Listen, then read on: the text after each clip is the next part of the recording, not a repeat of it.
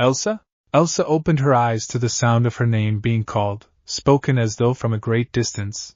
The same room she had known for the last year of her entire life danced across her vision. A stark landscape of frozen flurries that made her sigh heavily as she started to wake from her slumber. It was cold, as per the usual, and snowflakes floated across her room. Not again, she half whispered to herself, as she sat up to explore the damage she had caused her poor room. Slowly, her icy gaze traced the four corners, surrounded by lavender wallpaper that decorated her bedroom walls. Over time the decorative paper had wrinkled from the eyes she unintentionally conjured. It didn't take much effort.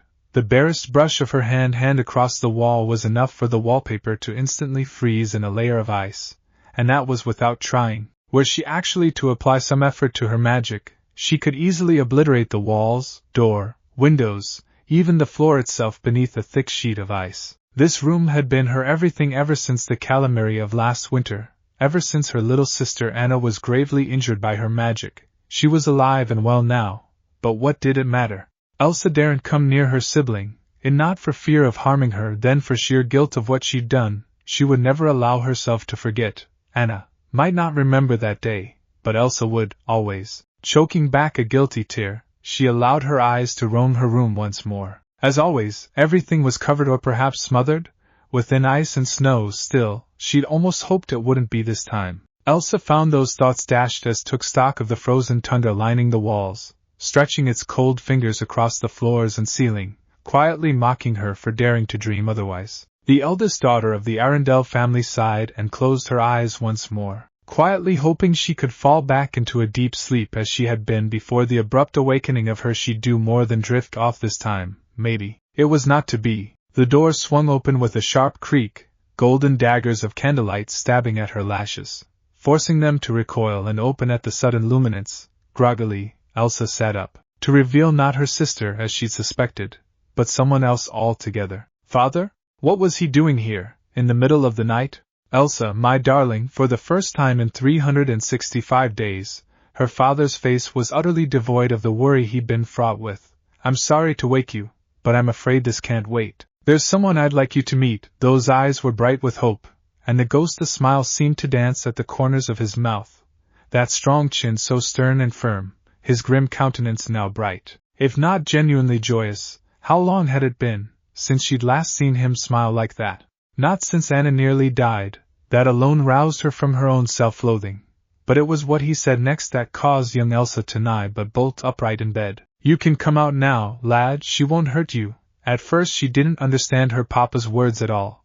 They simply made no sense. Meet someone? She saw no one. It was then as she pushed herself up off of the bed, scrubbing the sleep forth from her eyes with the back of a hand, set in her bare feet upon the frosty floor. The cold never bothered her much anyway, that she realized what her father spoke of, not just what, but whom. Her parent was speaking of Perse. There, a matted tangle of blonde tresses could be seen in the candlelight, a slim body poking out from behind the king's back. They darted behind him the moment she tried to get a good look at him. She caught a flash of those bright, blue eyes in the dim lighting, but nothing more. Elsa's father loosed a small, light-hearted chuckle. There's no need to be shy. He ushered him forward. Come now, say hello. Reluctantly, the newcomer did as he was bid. Hello. Elsa of Arendelle found herself gazing upon a boy a few years older than she, perhaps 12 or 13 years of age.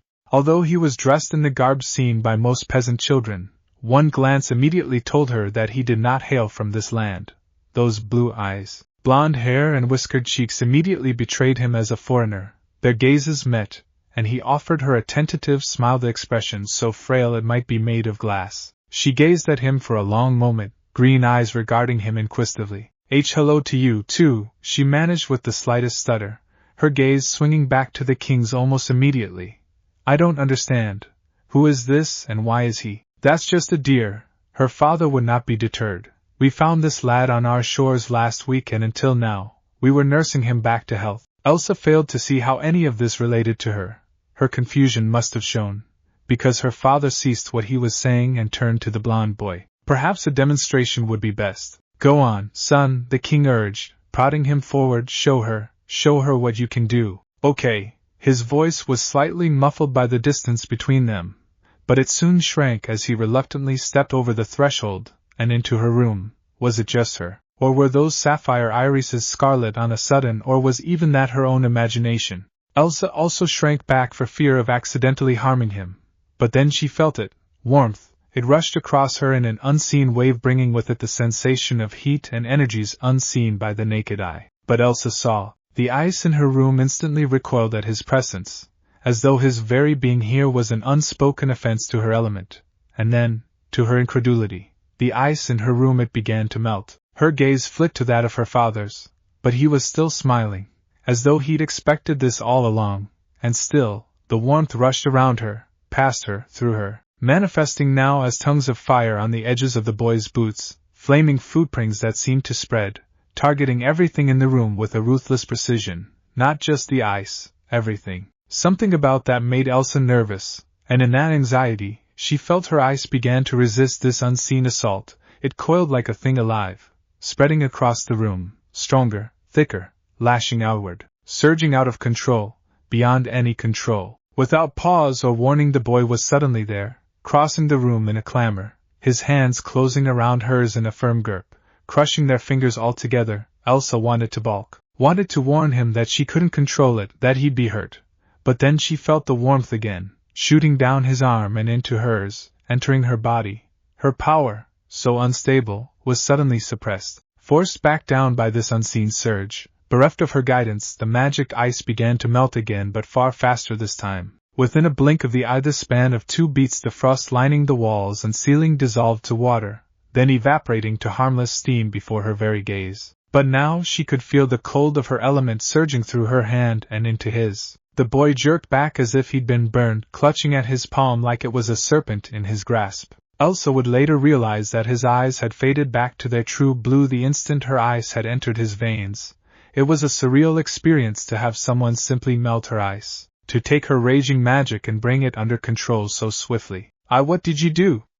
Not exactly a response befitting a princess, but it was all Elsa could manage. At that, the boy's shyness briefly evaporated. "This," he replied pointedly, holding up the same hand she'd been clutching a moment before. Once more Elsa felt the warmth, but this time it was harnessed somewhat, focused, if only barely. "He was a gift of magic, like yourself," her father continued in the wake of his reply. "Not ice, but fire," Elsa finished in a hushed whisper, awed as the embers burst into life in his palm. She watched the embers dance in the boy's hands for a long moment, mesmerized by those tongues of flames leaping across his fingertips. Oddly enough, she found herself slightly disappointed when he managed to douse them with a supreme effort.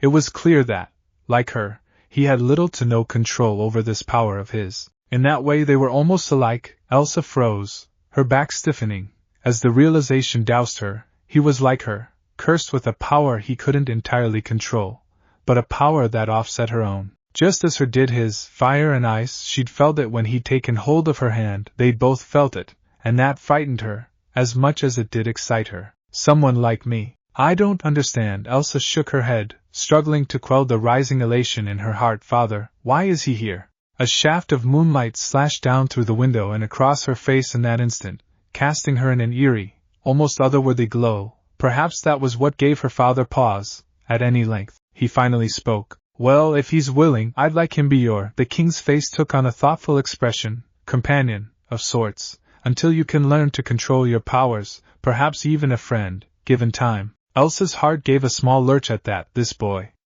Her friend?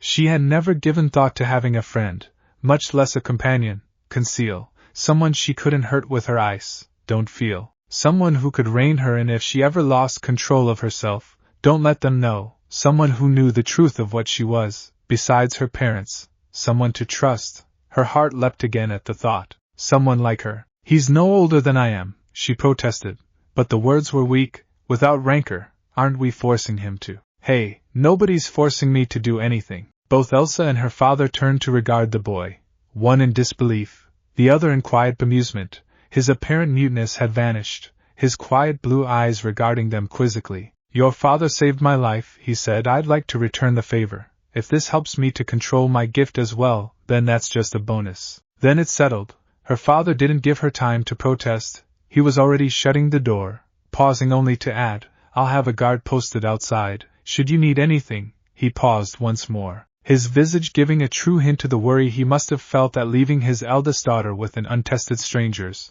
I leave her in your hands, then. The door closed then. Forestalling any other attempt at argument on her part, Elsa had the notion to call out and bring him back.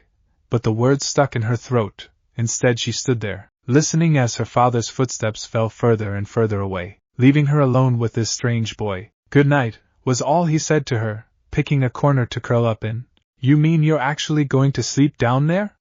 She balked as the whiskered blonde simply sat down and curled up there, content to actually sleep without so much as a pillow, let alone a bed. "I'm used to sleeping on the floor anyhow," the boy pointed out quietly. "Nothing I can't handle. The cold never bothers me much, anyway." Well, he was positively chatty now, wasn't he? Everything was moving far too swiftly for her young mind to handle. It was only natural that the fear still weighs so heavily on her mind. "Don't you understand?" she pressed, that very same fear setting in again. "You can't possibly do this." "I can't." The boy's hand snapped up and the ice died down around her hands, wilting as quickly as it had threatened to come. Elsa flashed him a grateful glance, her anxiety dying down once more as the blonde laid himself back to the floor. "What's your name?" That earned her a soft sigh and the slightest smile. "My name? You do have one, don't you?" The boy's smile collapsed into a frown, and for a terrifying instant, Elsa feared he wouldn't say anything at all. That'd be a terrible start to their friendship, wouldn't it? Here she was trying to be nice, trying to resist their mutual distrust of the elements they wielded, and he wasn't even making the slightest effort anymore. Here she was, angry, and confused and afraid, and he wasn't saying anything at all. "I'm Elsa," she tried again, extending her hand and the olive branch, as it were leaving it there for him to accept. "Sorry for shouting at you earlier." The boy creaked open an eye, regarding her hand as though it might somehow rear back and try to bite him. At last, the vaguest beginnings of a smile began to form on his face, when he finally reached out and took her hand. Elsa was almost alarmed to find that same surge of warmth shooting up her arm and into her veins before he released her with his name. When he spoke this time, he sounded terribly old, as though he'd lived 1,000 lifetimes in his 13 years. Naruto. That name, this person, would forever change Elsa's life in ways she couldn't even begin to imagine. 3 months later, Elsa saw the headband and was drawn up out of her shell for the very first time. She woke one morning to find Naruto staring at it, turning its scarred and pitted surface end over end in his hand, fingered the tattered blue cloth that somehow held it together, just staring. He was sitting opposite her at the foot of the bed, lost in the intrigue. His gaze was intense, almost haunted. It seemed as though just staring at it evoked sorrow and sadness. For some reason she did not yet understand, Elsa didn't like it when Naruto seemed sad, even less when he sulked, nowhere near as often as she, but still enough of an occurrence to readily remind the princess that his feelings could also be hurt. For instance, Naruto did not like to be called Whiskers, not at all. Elsa had teased him once last week and he hadn't spoken to her for the entire day. She'd hated that, hated it. Naruto was the one constant in her young life, an immutable pillar that weathered all her fears for those first few months, someone who accepted her, for all her flaws. They were both flawed in a way, Elsa, with her own fears of hurting those she held dear, and Naruto, with a quiet temper that when provoked threatened to send his powers spiraling out of control. Her powers cancelled him out, just as he did her. They needed each other. Elsa had come to accept this early on. Indeed, she'd learned early on that Naruto was just as vulnerable as her, that beneath fiery temper was a lonely little boy. So it was with this thought that she pulled back the covers. "What's that?" she asked blearily, scrubbing the sleep from her eyes with a hand. When Naruto didn't answer, she scooted closer to him until their shoulders brushed. She'd since found that even the lightest contact with the boy was more than enough to suppress her power, and that said effect lasted longer when she remained in his presence. Naruto raised his gaze, those eerie blue eyes regarding her curiously. "Something important, I think." Elsa blinked. "Do you think?" Her companion nodded, his expression distant. "I don't remember." He turned it over again in his hands. "I know that I should, but I just can't." Elsa rocked back on her heels, considering. "Then you don't know what that leaf means?" "Well," Naruto stared down at the headband and contemplated it, his finger idly tracing the leaf engraved into its surface. Truth be told, he wasn't even sure what it meant, what it signified. His memory was horribly foggy, not just from washing up on the land of Arendelle, but from an older injury, gained a year before, or that was what his jumbled mind seemed to be telling him. Whatever had done this to him clearly hadn't been pleasant. He still had the scar on his forehead to prove it, in any case. Wherever he hailed from distant land or no, he sorely doubted he'd be going back there any time soon. Nor was he sure when he'd gained these pyrokinetic abilities. His most distant memory was of playing with the embers in his hand when he was but a babe. More than once he'd burned someone in the orphanage. But that was where his memories began to blur and fall apart. He supposed he ought to be grateful he even remembered his own name, let alone how to function, and then there was this other mysterious possession he had on his personage. Perhaps the only other clue as to who he was, perhaps even where he came from. The necklace. It was a simple little thing, a crystal bound by a leather cord. It shouldn't have instilled a sense of such awe in him. And yet he knew it was important, somewhere, beneath all these lost memories. His mind just knew it was important, but for what, and to whom remained a mystery. So too did so many other things. He was quite content with his newfound humility. The empathy he'd gained from the loss of his past had made a kind soul out of him in more ways than one. And yet he felt as though something was missing. Perhaps he had been just like this, unwilling to turn away a soul in need, before the accident. Perhaps not. There was so much he didn't know. Himself, for example. What had he been like before losing his memory, he wondered. Had he been brash and idiotic? A loudmouth who wanted to prove himself to everyone and anyone. One thing he did remember was his love of the color orange and blue, with a little bit of black. The king had said he'd been found wearing those orange-blue rags when he'd washed ashore last fall. Now it was winter, and he found his new garb to be much more pleasant, slightly lacking in the orange department with the blue overcoat and such, but more than making up for it with the black trousers, the cuffs of which were embroidered with just the lightest touch of sunset orange. It reminded him of his gift, or curse, when it acted up. Fire was a frightful thing indeed. It was destruction, but it was also life. It gave of its warmth freely, and yet too much of that warmth could easily hurt, harm, destroy. May I see it? Naruto blinked, drawn from his reverie by Elsa's words. She was staring at him most strangely, or more pointedly, his headband. See what? His reply was short and succinct. He didn't like where this was going, not one bit. Your headband. I'm not so sure you should. Before he could even think to finish that sentence, Elsa did three things. 1. She snatched it out of his hand. 2. She reached back and parted her hair. 3. She took the headband and tied it around her forehead in a motion so swift it left his eyes and head spinning. Well?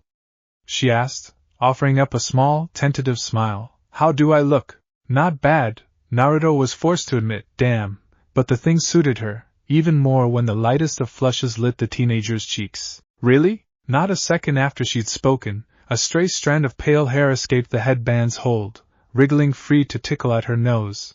Naruto knew what was going to happen next, even if she didn't. Elsa's face scrunched up as she tried to contain it, but fate had other plans, nor would this catastrophe be denied. She sniffed as the pressure built up in her head, traveled down her nose, took a deep breath.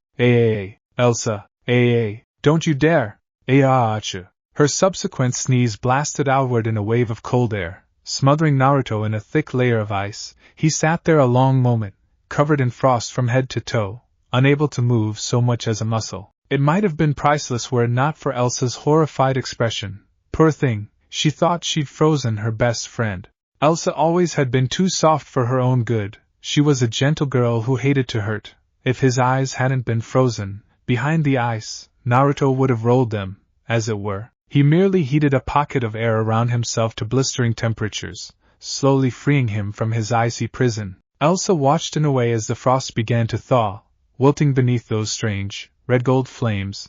They were mysterious, intriguing even. They fascinated her, captivating her full attention. They were dangerous, and she knew they powerful, capable of incinerating entire forests through sheer force of will. Well, maybe not entire forests, but she'd once seen him accidentally obliterate a score of trees, albeit unintentionally. Unfortunately, Naruto failed to account for what that much melted water might do to him and his clothes. In the end his grasp on the power deserted him, and he was left sopping wet from shoe to sternum. Oh, what? And nothing. There was a silence. Then the blonde looked down at his ruined clothes, first soaked by the melted ice, then subsequently scorched by the fire he'd created. Still nothing. Abruptly his mouth quirked into a frown. That was the only warning Elsa had before he started spouting gibberish. She was fairly certain he was cursing in a language she neither knew nor recognized. Alas, his tone betrayed him. The venom with which he spoke syllables may have been directed at himself, but it still caused Elsa's ears to turn redder than the flames still wreathing his body.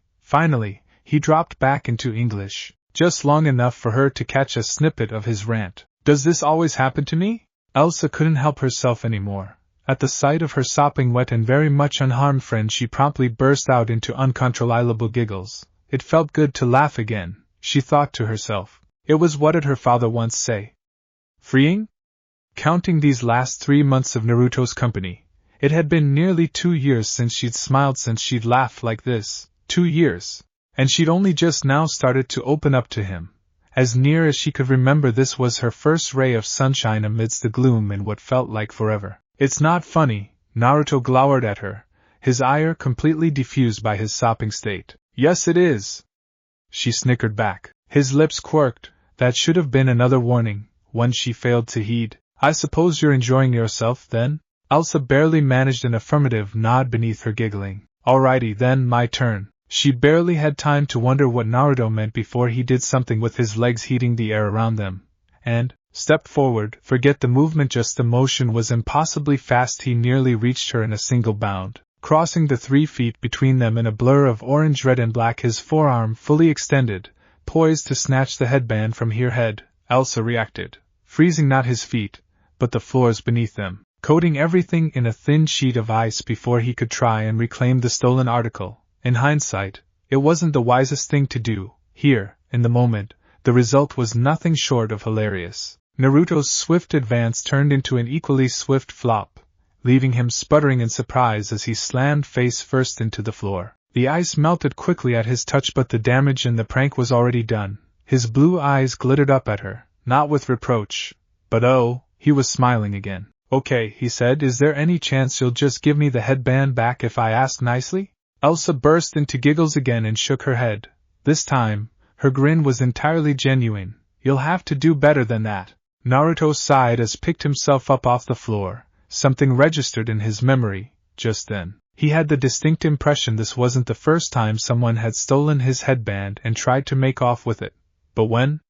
And whom? Once more, he received only the most vague of impressions. He reached out to reclaim it back from her.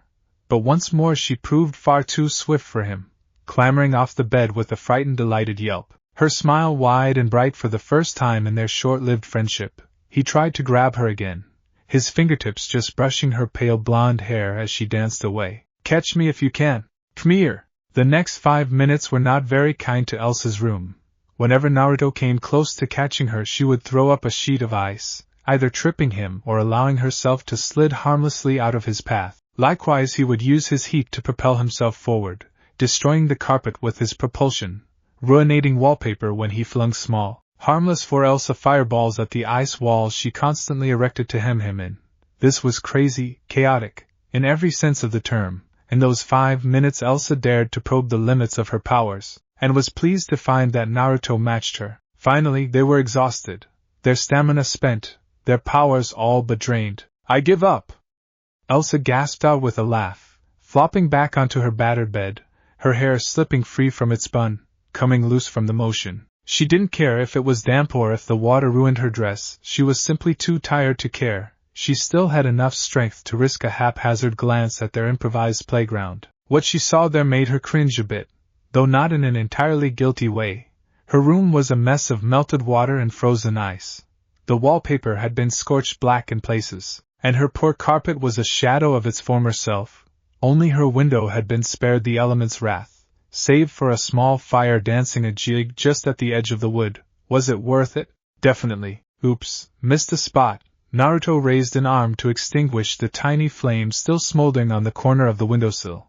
Elsa beat him to it, extinguishing the ember with a burst of icy spray. Naruto shot her a scathing glare, his blue eyes smoldering like hot coals in the back of his head. She could feel his fingertips burning into hers, not painfully, just enough to cause a slight tingling in her hand. "I said I had it." Elsa stuck out her tongue teasingly, unfazed by his powers or his temper. Then an idea occurred to her. "Hey, wanna see something cool?" He perked up a little at that. "What's might that be?" This, Elsa raised her arms and formed a small sphere of ice between them, just as she had all those years before. Then she raised her palms and flung it upward and into the ceiling. It scattered in a layer of frost, snowflakes falling immediately thereafter, the temperature plummeting as the flurries fluttered about the room. Within moments, a fine coating of snow had gathered. Naruto jumped up instantly, his black mood nowhere to be seen, a grin cut across his face, a look of boyish happiness taking over him entirely. You're kidding. You can do that? Elsa arched an eyebrow. The blonde realized his exuberance a second later and grunted noncommittally. But he didn't let go of her hand. Well, it's nice, he muttered, missing the slight narrowing of her eyes. Nothing special. He released her hand and ducked abruptly. A second later her flung snowball whistled over his head. Unfortunately, in this hurry to dodge that first course, he failed to evade the second. Elsa's second conjured snowball struck him square on the nose and with an ack. He tumbled off the edge off the bed. He popped up not a heartbeat afterward, covered in melting snow, armed with a small army of snowballs in his arms, filed nigh to the brim in his long arms. His grin could have put her worst fears to shame. Oh, you are so dead!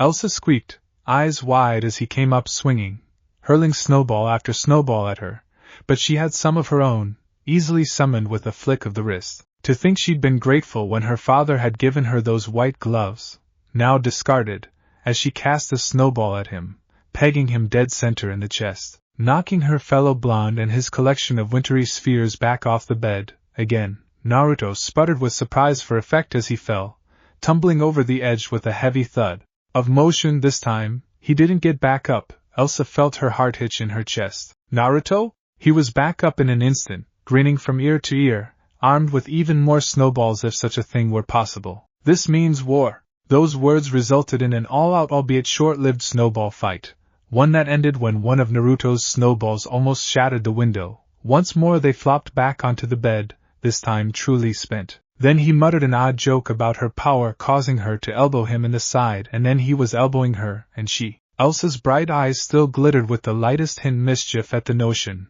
a rare emotion, one he hadn't seen until now. Belatedly, it occurred to him that she was enjoying herself, but there was only so much room in her well room. He risked a glance out the window at this thought, momentarily amused to find snow outside. Really, he couldn't be blamed for what he said, or what happened next. You want to go outside and build a snowman? Something in Elsa's face crumpled at the mention of that. All the joy seemed to fade away, replaced by a cold, empty feeling. Naruto failed to notice any of this. He was too intent on securing his prize. Playing with Naruto was one thing, but the mere mention of Anna was enough to send her heart racing all over again.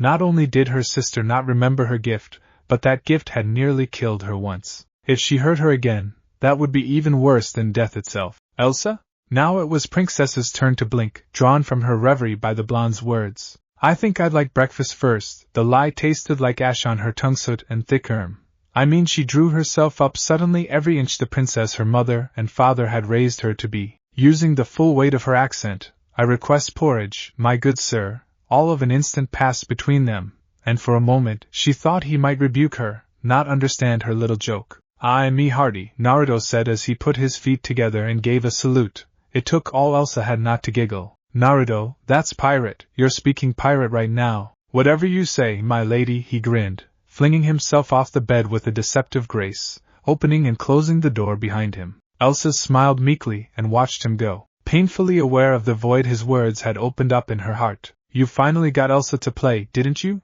Is it that obvious? Naruto offered a sheepish chuckle as he swept into the kitchen, his damp clothes drying with a quiet burst of hot air. He immediately set to work procuring a bowl of porridge, not even realizing who had spoken to him until he'd gotten the bowl down onto the counter. That voice. He froze, nearly dropping the bowl, and he might have were it not for a gentle hand on his shoulder. Oh crap! He swore, performed an about-face and an equally swift bow, finding himself face to face with the queen herself, leaning on the counter opposite him. I mean shit. Arg, damn it. Language, she chided softly. Sorry, Naruto apologized. I tend to start swearing when someone sneaks up on me. He managed a nervous grin as he recalled her earlier words. But yeah, I think I cheered her up a little. I could have sworn I heard someone laughing halfway down the hall. It was not a question, nor could it be construed as a suggestion. I'm a people person. Louise smiled at that one, an expression of genuine warmth, not just for her daughter, but for him as well. Unable to think of anything else to say, Naruto averted his gaze and began rummaging through the cabinets in his continued search of Elsa's beloved breakfast. He wasn't quite sure what, if anything, to say to Her Majesty. On the one hand, he owed her and the king his life and livelihood. Had they not rescued him and taken him into the palace, he'd most certainly be dead by now. On the other, he sometimes felt he wasn't worthy of their kindness, or their trusts for that matter. So was it so wrong of him to think that they shouldn't lock Elsa in her room? Away from her sister? From the world? They were the closest thing he had to a family. You know, you remind me of Richard. When he was your age, the Queen's voice came from over his shoulder, so kind and dutiful, yet always willing to speak his mind. Richard? I believe you've seen him in the paintings. One could hear the smile in her words, the one wearing a crown and holding a scepter? Naruto nearly facepalmed at his own stupidity. Ah yes, his royal kingliness. Despite himself and the embarrassment he felt, the former shinobi couldn't quite keep the joke from leaving his lips. The one responsible for my being here, and locking the gates, and keeping Elsa in her room like a damned hermit, all the time. He paused, realizing his verbal gaffe. That sounded a lot better in my head. I'm sure. Louise didn't chastise him. She simply sat there and listened. Mothers were good at that, he supposed. We're just doing what we think is best for Elsa. It'd be better if the poor girl wasn't so afraid of her gifts. Even better if I knew what had caused that fear in the first place. Ouch. Could he have been any more blunt? Perhaps. Queen Louise was, all things considered, a wonderful queen to her subjects, and an even better mother to her daughters. But what did that make her to him? She treated him like her own right off the bat, which was more than he could say for his parents, since he didn't remember his own mother or father. Speaking of parentage, where Elsa had gotten her pale hair from, certainly not her mother, and definitely not her father. Did it have something to do with her magic? An idle thought, best reserved for another time. Here we go, he muttered as he finally found the ingredients. Within a few minutes he had a nice hot, steaming pile of porridge. Procuring a tray and spoon, he set the former upon the latter alongside the bowl, did as graceful a bow as he possibly could, and turned to leave. Naruto? The blonde paused, drawn back in by the Queen's voice. Yes? Take care of my daughter. Wait a second, did you just give me your bless? Louise shooed him out of the kitchen before he could finish his sentence. Do you want to build a snowman? Uzumaki. Naruto slowed in his stride, Elsa's breakfast-day bowl of porridge sloshing precariously on the tray as he came to a dead halt in the hallway adjacent to her room. He'd heard a voice just now, hadn't he? Was that Anna? He dithered a moment longer, wondering whether he should investigate or not. Eventually his curiosity won out and he padded down the hall, risking a glance round the corner. Surely, his imagination must have been playing a trick on him of some sort. But no, he realized, as he caught a flash of auburn tresses in the hallway. There she was, Anna. For a long moment, he considered asking her what she was up to, asking her sister if she wanted to build a snowman. Yes, it was winter, and yes, he could understand a child's desire to play in the snow and such. But surely she knew of her sister's ice powers, didn't she? If so, why was she asking her to make a snowman when the poor girl was clearly terrified of her own ability? He himself knew precious little of the history between Elsa and her little sister. Her father had been vague on the details in that regard, but Naruto knew trauma when he saw it. Why? Because he was a people person, and that pale strand of hair amidst those bright tresses, why did it look so familiar? Wait a minute. That was it. It all made sense. That stray strand of pale hair, Elsa's withdrawal whenever her sister was mentioned. She must have hurt Anna when she was younger. Either that had caused memory loss or something of a sort. Hey, he doesn't know about the trolls, folks. It would explain a great deal of Elsa's phobia regarding her powers. Of course nobody wanted to talk about it. But if Anna didn't know, if she didn't remember, and was still trying with all her might to convince her elder sibling to come out, oh Cammy, this can't end well. Or can it? Intrigued, he hung back and observed the most curious of scenes unfolding before his very eyes. There indeed was Anna, standing before the door. Mere moments passed before she did the most peculiar thing. She actually began to sing. As though a melody could somehow draw her sister out from behind that thick wooden door between them, actually form a chink in the armor she directed. If he hadn't done so himself a few minutes before, he would have dismissed it as hopeless. or naive. Oddly enough, he couldn't bring himself to decide which to favor. He listened as she sang, "Come on, let's go and play. I never see you anymore. Come out the door. It's like you've gone away. We used to be best buddies, and now we're not. I wish you would tell me why. Do you want to build a snowman? It doesn't have to be a go away, Anna." Elsa's voice, muffled by the door, emerged to cut through her song like a hot knife through butter. "I don't want to play right now." The sadness and sorrow that flitted across the little girl's visage was sharper than any weapon could ever dream could be. Frowning, Naruto set the tray down, and the porridge with it. "Okay, bye. It doesn't have to be a snowman." Anna jumped as Naruto's voice drifted into her ear, picking up exactly where she'd left off, seemingly appearing from nowheres. Those dulcet tones crooning softly to the girl behind the door, saying soft words of encouragement to her one and only sibling. "Oh, won't you come out and play? There's nothing to be afraid of anyhow. Why can't you see that now, just for today? Just have some courage. I know you're trying to. We're right out here for you, so let us three in. Don't ya want to build a snowman?" His grin grew slightly as he finished. "Don't grow up to be a snowman." He paused, looking rather sheepish. Anna giggled. "I thought it was nice." The blonde perked up a bit, and they shared a laugh. That laughter was swiftly silenced when Elsa's soft voice emerged from behind the door. "Of course I want to build a snowman. But it's not as easy as you say. You see, I need to stay locked up inside. I hate to hide. But I know it's for the beast. I know if I come out there you'll just be scared. So please, Anna, don't you dare." Naruto looked to Anna.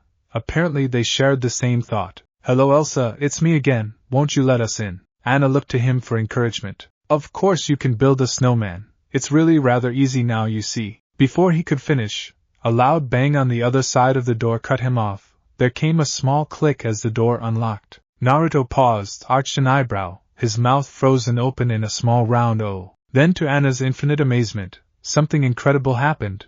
The door opened, a locking clicking to reveal just the tiniest fraction of an inch, then another, and another. The girl within summoned forth from her icy prison by the sound of Naruto's voice. At once, Anna realized what was wrong. Her sister's large eyes, normally so calm and cold, were wet, soaked with frozen tears. She stood there for a long moment, looking as if she might bolt at any moment, might slam the door shut in their faces. She took one look at Naruto and all but launched herself at him, latching onto him as though she were afraid he might disappear. Naruto thrust a boot backwards for balance, surprised at the sudden between the door and the arch before could close it again. "I didn't know you could sing." Her words were the most naked of whispers, spoken to Naruto. "Elsa," Naruto chuckled softly, "shall we build a snowman then?" Another year into his residency at the palace and things had improved markedly. Elsa was still terrified of her powers harming someone, but at least she let her parents touch her now. She had even ventured out of the castle a handful of times under his watchful eye.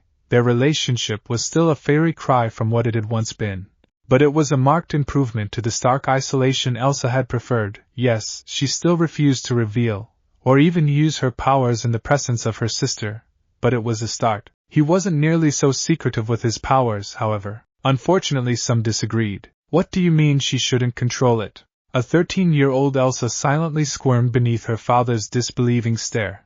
Naruto, all that stood between her and her parent. The king was a kind and considerate man, all things considered, but even his patience had limits. Now he was practically incredulous, feeling that these last 4 years had all been for naught. Her gift had only grown that much stronger as time passed, and Naruto's along with it. There would be no control here. Naruto, now 15 years of age, remained firm in his words, trying to impress that point upon her father. It was just the three of them in her room, and his voice cracked when he spoke, but only just. It was clear in the way he set himself that he would not be swayed. "Exactly what I said. She's in more control when she isn't afraid, and she isn't afraid when she's free from this room. But if you can't see that, Naruto then you can go sod off." Elsa would never forget that day. The day Naruto told her father off and slammed the door in his face. 1 year later, Naruto beams radiantly as he pulls her up to the courtyard. "Are you going to tell me what we're doing yet?" Elsa asks as she feels his pace slow, hears him cease his humming. She's 14 now, still awkward in her growing body, but nearly so much as she'd once been, stumbling only slightly as she speaks. Today is her birthday, and he wants to surprise her. Here, tonight, after all the gifts have been given. He's roused her from her slumber and ushered her outside, to which she asks once again, "What are you up to?"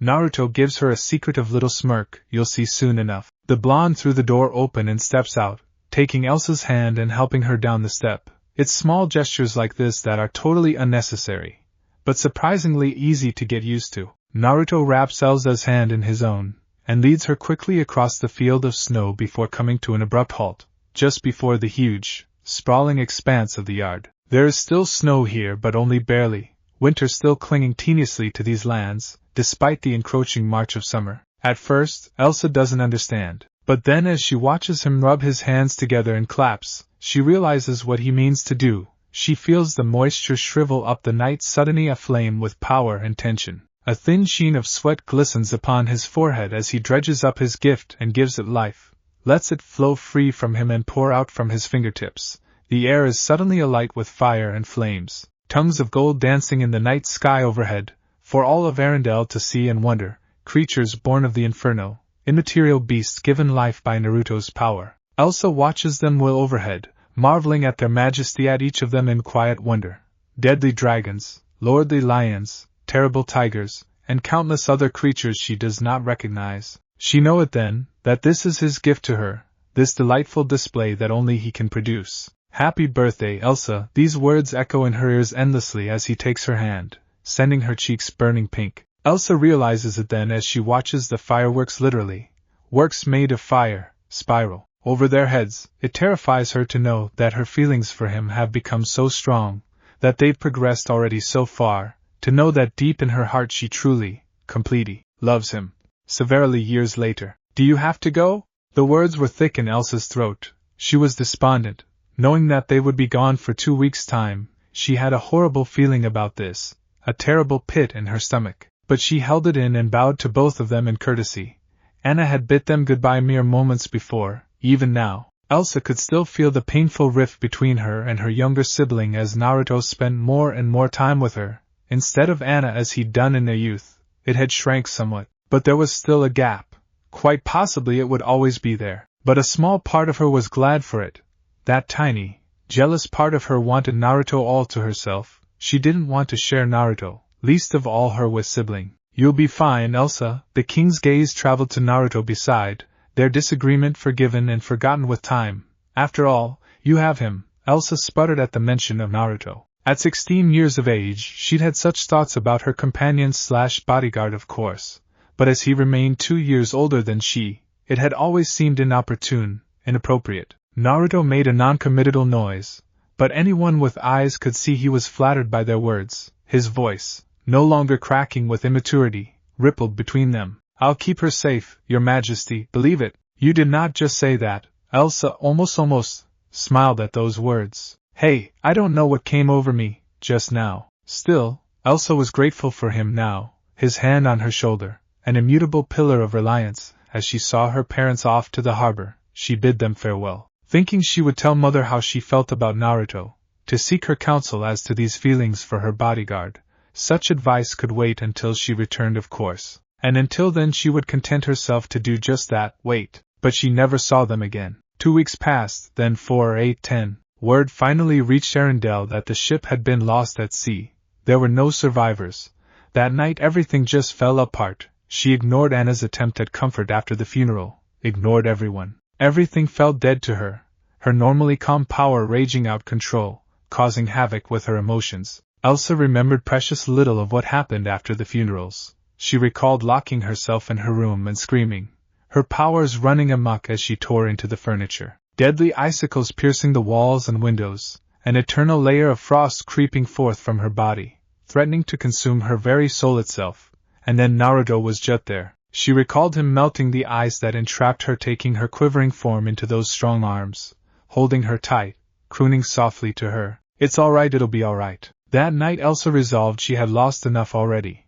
Her relationship with Anna felt distant and cold, and now her parents were dead, gone. She would never see them again. Never turn to her mother for advice when needed, never feel her father's comforting hand on her shoulder. But she hadn't lost Naruto. No, not yet. That night she swore an oath she would never lose Naruto. Never. 3 years passed. "So all these folks came just for your coronation, eh?" Elsa froze, her pale cheeks flushing as a familiar voice whispered into her ear, accompanied by that all too familiar rush of warmth when his hand brushed her cheek. God, when had he snuck up on her? She turned to find him standing there, looking resplendent in his suit, a far cry from the boy she'd met on that cold, lonely night he'd grown into his own. A fine young man grinning from ear to ear as he stood in full splendor before her, and damn if he didn't look good in that suit. Her arms were flung round his neck almost before she knew what was happening, pulling him into a tight embrace. She felt him stiffen against her. She was after all of age now, ready to be crowned Queen of Arendelle, and yet the cry that fled from her lips must have been the most girly-sounding thing in all of existence. Naruto, watch those wandering eyes, my lady. His grin grew another inch as they pulled away. Might give your bodyguard the wrong idea, you know? Elsa flushed. He'd stood by her all these years, through the death of her parents, and more. It had been just as her father said. He'd been able to help her keep a lid on her power. He had been her bodyguard, companion. She even considered him to be more than that, more than a friend, but still, the question remained, would he ever feel as she felt for him? Naruto's grin completely held her, and snared her. She would later realize he was still holding her hand when she finally said, "Open up the gate." Well, this'll be fun. Elsa blinked as she heard the words, dripping with annoyance and disdain, still far too busy trying to slow her hammering heart with limited success. It had nothing to do with his close proximity to her, or so she told herself, nothing to do with the way his head rested on her shoulder, the casual way in which he scooted his body closer to hers. Despite the chills she always gave him, he'd mentioned it to have annoyed him once.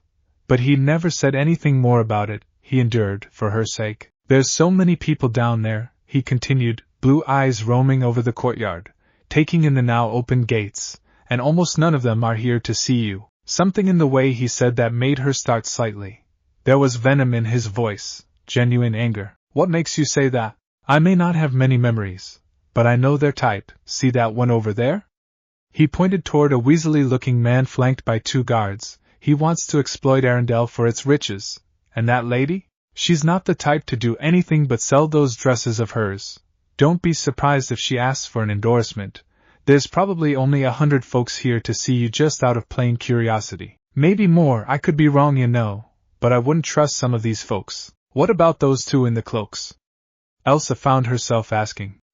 Naruto turned to follow her gaze and found 2 cloaked, strangely dressed men amidst the crowd. Odd, what was up with those red clouds and straw hats? He could see them there deliberately lingering at the edge of the crowd, almost as if they were trying to avoid attention. Small chance of that now. He hadn't been idle over the last 8 years. His powers were now honed to a razor's edge, unpredictable. Only on the rare occasion his emotions got out of control. Fire was easier to control than ice.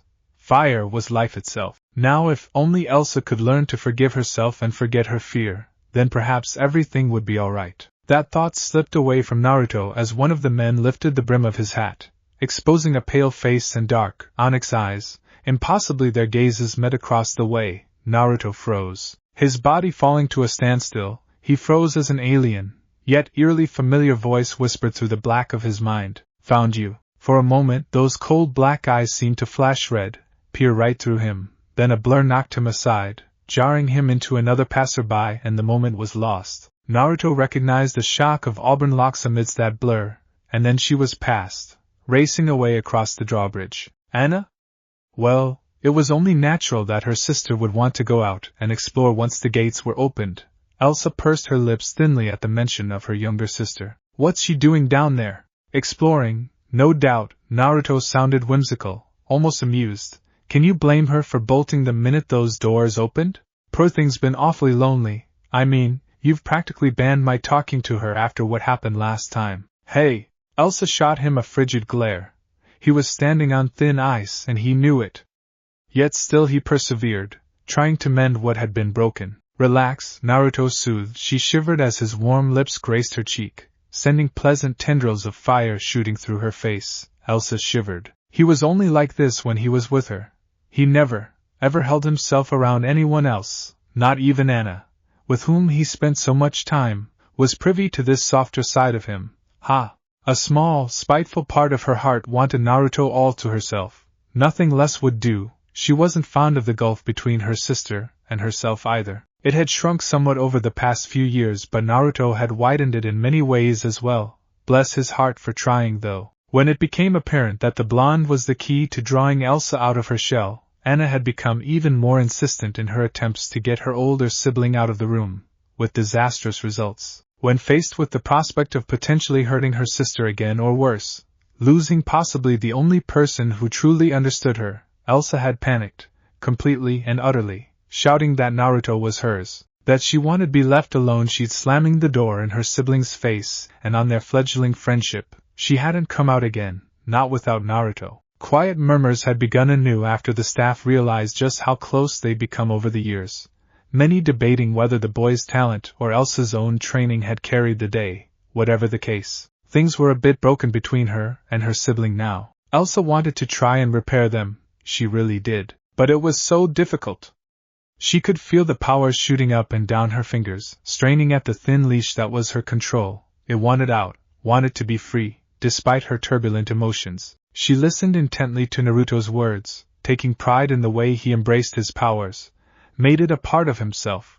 If only she could do that. Oh no! She silently swore as frost etched itself into the railing at her hands. Unbidden, her father's old incantation leapt to her mind. Conceal, don't feel, don't let them know. You cut that out. Naruto grabbed her hand sharply, the unexpected warmth of his palm shooting up her elbow and into her arm. What have I told you about that dumb saying? Her power yelped in surprise and recoiled as his grip tightened, and for a precious instant she was normal again. Let it go, let it flow, don't be afraid to know. The small rhyme stood in polar opposite to her father's words, a complete contrast to what her parents would have wanted, but Naruto knew best, didn't he? After all, he seemed to have gained a modicum of control over his own flames during the last few years, so why couldn't she reign in her own icy power as well? When Naruto pulled away to release her hand, Elsa wanted to weep. His next words took those fears and dashed them against the rocks below. Shall we then, your majesty? He was teasing her, Elsa knew, but she found herself powerless to resist as he took her hand once more. We shall. I now present to you, the Queen of Arendelle. Elsa felt her cheeks warm ever so slightly at the admiration in Naruto's gaze. He'd been vehement that he be at her side when she was presented with the ball and scepter. The steward had reluctantly acquiesced to the strange request, and now she was grateful for it. His close proximity was just enough to keep her power in check, prevent the ice from creeping up the staff before anyone could notice. Feeling suddenly drained, she did her best to smile and look regal as was the norm, only reluctantly relinquishing her hold on the items that had once belonged to her father, returning them to their proper place on the pillow. Behind her, his words unheard by all save her, Naruto sighed. Elsa. Oh, I've got an idea! Elsa inadvertently bristled at that familiar tone, her gaze sweeping away from the sea of people on the dance floor and back toward Naruto. As she heard those words, oh, he was smiling. Her shoulder brushed him in passing, her thigh nigh but grazing his as he moved to block her reflexive attempt to flee. There was something about the gesture, the closeness of their bodies, fire and ice, that sent a warm tingle shooting through her chest and spiraling upwards into her cheeks. He couldn't. He wouldn't. Ah, but he would. No, she jerked back when Naruto tried to guide her down toward the twirling masses. Naruto, I can't do it. Yes, you can. Elsa met the sapphire blue eyes in battle. I said no. Naruto cocked his head and smiled playfully. But I want so badly to hear yes. No, Elsa said sternly, raising both her eyebrows to convey her seriousness. It'll be Fuyuin, Naruto sing-songed, moving closer. No, it will be awful. The fingertips of her gloves began to frost, reacting to her stress. Go without me. Dance with Anna, or something. Not a chance. Naruto grabbed her then, a long arm ensnaring the slender curve of her waist and drawing her close. Despite her objection, Elsa found herself powerless to resist any longer. The last brick of her resolve nigh but crumbling as she meekly took his hand in hers. In that instant it was as if his warmth had driven all the ice away. Any lingering fears and doubts simply ceased to be. There was only the warmth of his fire, too soothing to be anything else, prickling under her skin. It comforted her, reassured her, whispered quiet promises that everything will be all right. All right. Demurely she allowed herself to be led onto the dance floor, painfully aware of everyone's stares. Naruto didn't care. He simply drew her into the waltz with the effortless grace of a master, twirling her round as though he'd always known how to do it. Elsa secretly suspected he'd been boning up on social etiquette in preparation for this very moment. Had he planned this whole thing out, she wondered? Or was it merely another act of spontaneity at work? In the end, Elsa decided it didn't matter. She was happy and she was content, just to be here with him. Her heart leapt into her throat when he pulled her closer, then closer still, their faces nearly touching as they moved seamlessly into the next dance. Their bodies moved together effortlessly, she following his lead and he moving just slowly enough for her to match his movements. Unbidden, her eyes flicked up to his and froze, held there by the intensity of those burning blue orbs. Would it be so wrong to tell him how it felt? That she had developed these feelings for him? That she loved Naruto? He said nothing. He simply stared back at her as they danced. Elsa cursed her shortness not for the first time. Why did he have to be so tall? It was downright intimidating. I wanted to tell you. Hey El? Why yes? She blushed at his childish nickname for her. That grin made her heart skip a beat. Stop talking. Elsa wasn't sure who kissed whom. Only that their lips were suddenly locked together.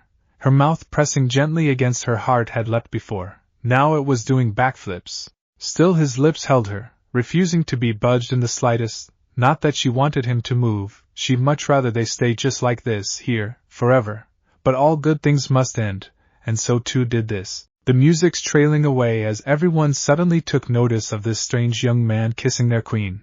If she'd been expecting scorn, she received the exact opposite. Their applause was nothing short of monumental after that dance. Crowd cheered and hooted as they pulled away, faces flushed, perfect. In this instant she could forget about her troubles with Anna, her own imperfect powers, her fear and shyness. Here and now everything was just perfect. I should probably go check on the guests, Naruto muttered, his nose still brushing hers. Elsa shared his flush. Her own cheeks dusted a pretty pink. Yes, that would be best. Naruto made haste for the dining hall, although not without risking one last glance over his shoulder. Elsa waved shyly back at him, feeling as though she were walking on air. She might as well be. Her spirits had never been higher. Not since she was a little girl. Naruto had kissed her. Her heart soared into the heavens and did a figure eight, spinning endlessly in circles as she failed to rein her blooming feelings into herself, lest her powers manifest. Pardon me, miss, a soft voice inquired of her, shattering the moment forever. If I might have a moment of your time? Elsa blinked, torn from her fantasy by that flat, almost dead voice. Why, of course. Elsa felt her heart hammer in her chest as she turned, as was greeted by the men, these fearsome fellows wearing scratched headbands. Her heart heaves in fear as she sees their cloaks, and though she does not know it, the fear in her heart is real enough to make her blood freeze in its veins. Greetings, Queen Elsa, one of them, a dark-haired man with darker, spoke quietly, formally. My name is Uchiha Itachi. He indicated the stranger beside him. This is my partner, Kisame Hashigaki. We've come from the elemental nations to visit an old friend of ours, Uzumaki Naruto. Might he be in attendance? His partner, Kisame, a fellow who could best be described as a cross between man and fish, grinned toothily. Yes, I'm sure he's just dying to meet us. Who's dying to meet who? Elsa wanted to scream when Naruto reappeared, no doubt drawn by the distress he'd sensed. Didn't he realize he was in danger? Every fiber of her being told her that these men were not here to celebrate, that they'd come with much less jovial ideas in mind. There was a silence, as Naruto stared the strange-skinned man down, his blue eyes boring relentlessly into those dead fish eyes. Either spoke, either moved. Whomever did the deed would surrender their advantage, and neither man was willing to grant the other that privilege. That's enough for now. Itachi's eyes flickered red in warning, boring into his partner's gaze. Naruto merely frowned. He recognized these two, but from where? But another time, perhaps. Elsa found herself summarily distracted as Anna burst onto the scene with Hans, a boy she just met, and now intended to marry. Well, that was interesting, Naruto remarked as the younger girl stalked away. With Hans in tow, things had come to a head between the two sisters. Elsa vehemently denouncing the idea of Anna marrying someone she'd only just met, and refusing to give her blessing. Anna calling her sister a hypocrite. Elsa nearly losing control of her powers in the emotional exchange that followed. Ah yes, the queen groaned. What's gotten into her? You can't marry someone you just met. And why did she call me a hypocrite? Naruto pointedly said nothing. Got you something. Elsa blinked, struggling to still his hammering heart. A gift? For her? She opened the box gently, quietly balking as she beheld the glittering stone within. Naruto laughed, and the sound was like gravel being crushed underfoot. You like that necklace? Because I don't remember. But then he realized she'd taken his necklace by accident, its comforting weight gone from his chest, now clutched tightly in one of her hands. That alone could be forgiven. But when Naruto saw she was about to slip it around her neck, everything changed. A sudden and inexplicable surge of dread filled him. He didn't understand it, he only knew that she couldn't wear that necklace. It was cursed, dangerous. He had no way of even knowing that Itachi had influenced him, placed him under a minor genjutsu. Even now he was seeing something else. Instead of the ruby necklace he'd crafted for her, he saw only his necklace in her hands. Panic leapt in Naruto's heart at the sudden absence of his mysterious possession, blotting out all else. His temper, buried so very deep, was suddenly exhumed, roaring out of him in a rush of anger and power. Give it back!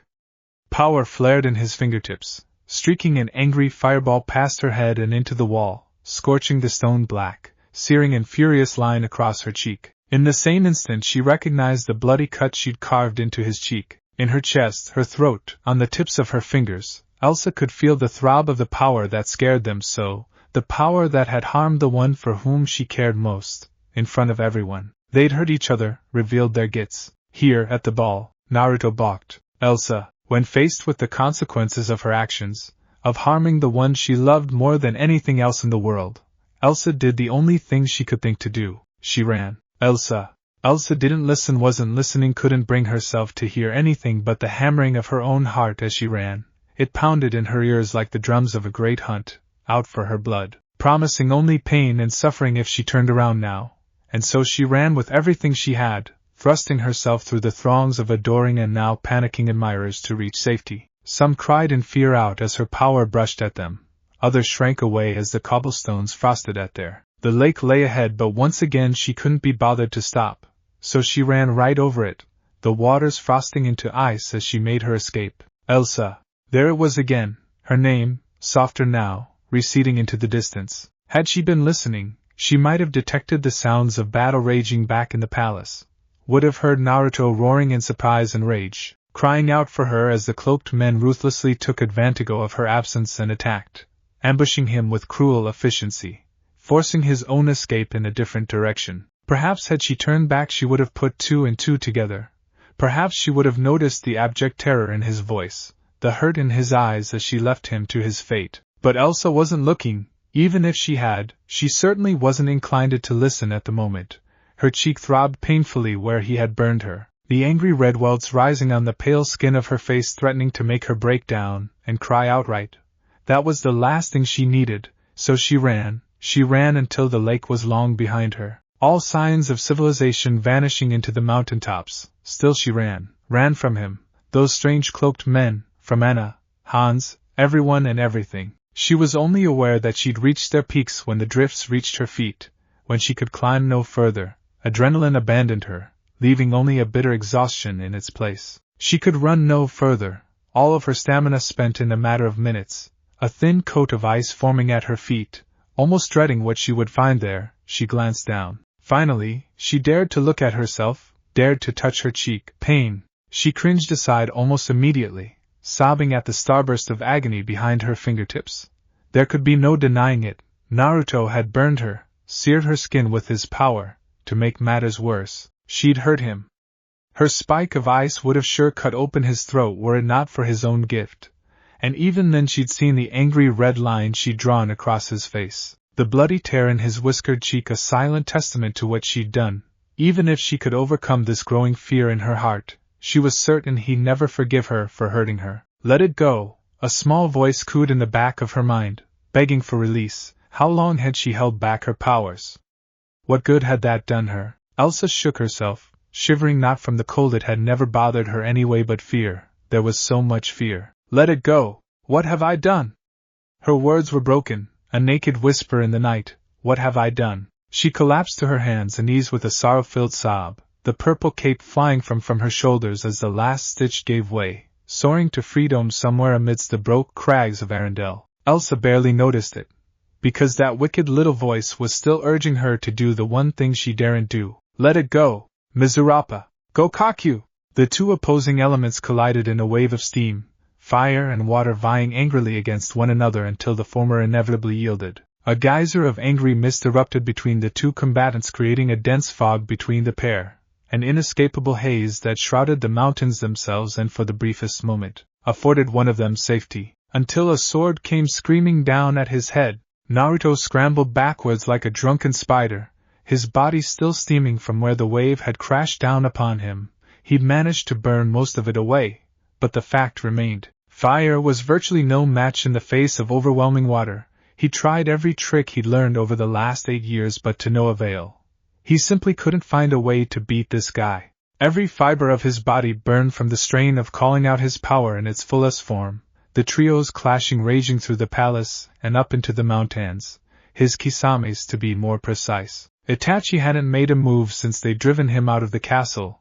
He seemed more content to watch and wait than take any action, for now, as Naruto twirled away on a spool of flame, he found himself almost grateful for the man's detachment. Kisame, as the fishman had introduced himself to the amnesiac blonde, was proving more than capable in his own right.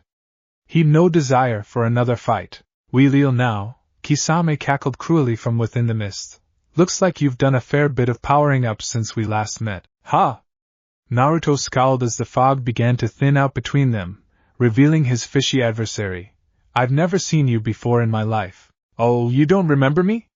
I'm hurt. What the hell is wrong with you?" "Careful, Kisame," Itachi called from his vantage point. "We don't want to kill him. He won't miss an arm or a leg, right?"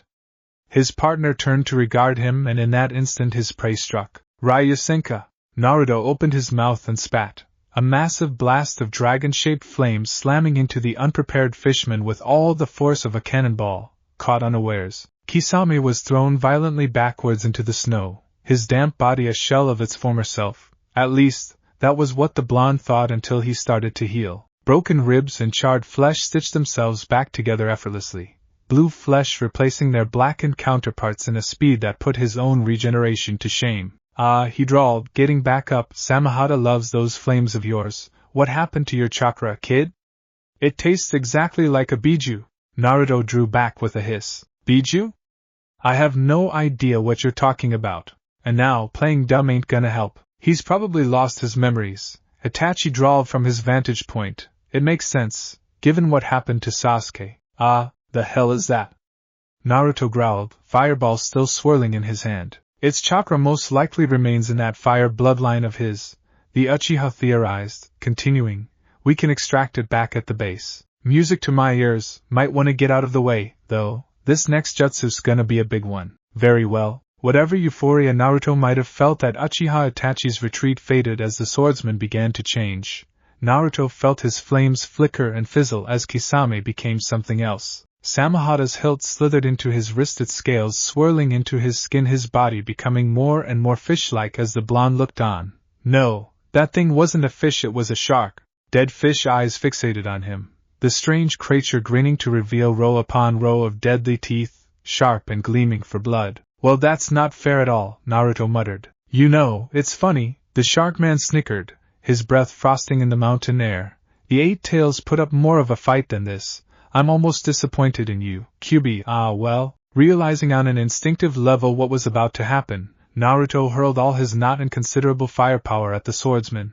Too little, too late. Kisame ducked, the deadly balls of fire whistling over his head. As he sucked in a great breath, Naruto swore and started forwards at him. Too slow. Suiton. Daibaku Sui Shoha. Water release. Great exploding water colliding wave. The jutsu that came next was nothing short of massive. A roiling sphere of water that swallowed up everything in its path. Like hell! Naruto stomped the ground and burst backwards, a jet of flame extending beneath him and launching him away in retreat, but too late. The encroaching sphere of water snared him before he'd gone more than 10 feet in the other direction, the monster's technique swallowing him. He'd just enough time to take in a deep breath before everything faded to black around him, blood in the water. His mind found this strangely funny when Kisame slammed into him, fin shearing away even more of his life force, more of his energy. Bastard!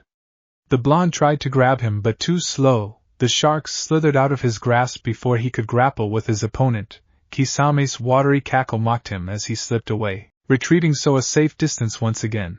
intent to let his prey tire itself out. How long can you last, I wonder? Naruto growled, a line of precious bubbling escaping his throat, power gathered in his fist.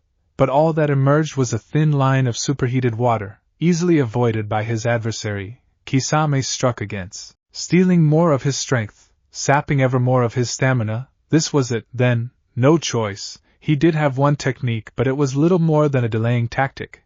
Doing so would exhaust him utterly, leaving him vulnerable to this foul creature and whatever machinations it held for him. But it was either that, or die a slow death of drowning. With that thought in mind, Naruto scrunched his eyes shut and gave himself to the flame. Come on, Elsa, wherever you are, please see this. Why did I hurt him? Why? The tears flowed freely now, despite Elsa's valiant attempts to rein them in. And why should she? The voice whispered. Her world was falling apart around her. Naruto was gone. There was nothing she could do to stop it. Something had happened to make him attack her, and in that instant, the tenuous trust she'd held in him had all but shattered. Even if he hadn't meant to harm her, even if it had been an accident, and that was a big if, she knew he'd never forgive her for hurting him so. I can't hold it back anymore. With a scream she just let it go, all of it.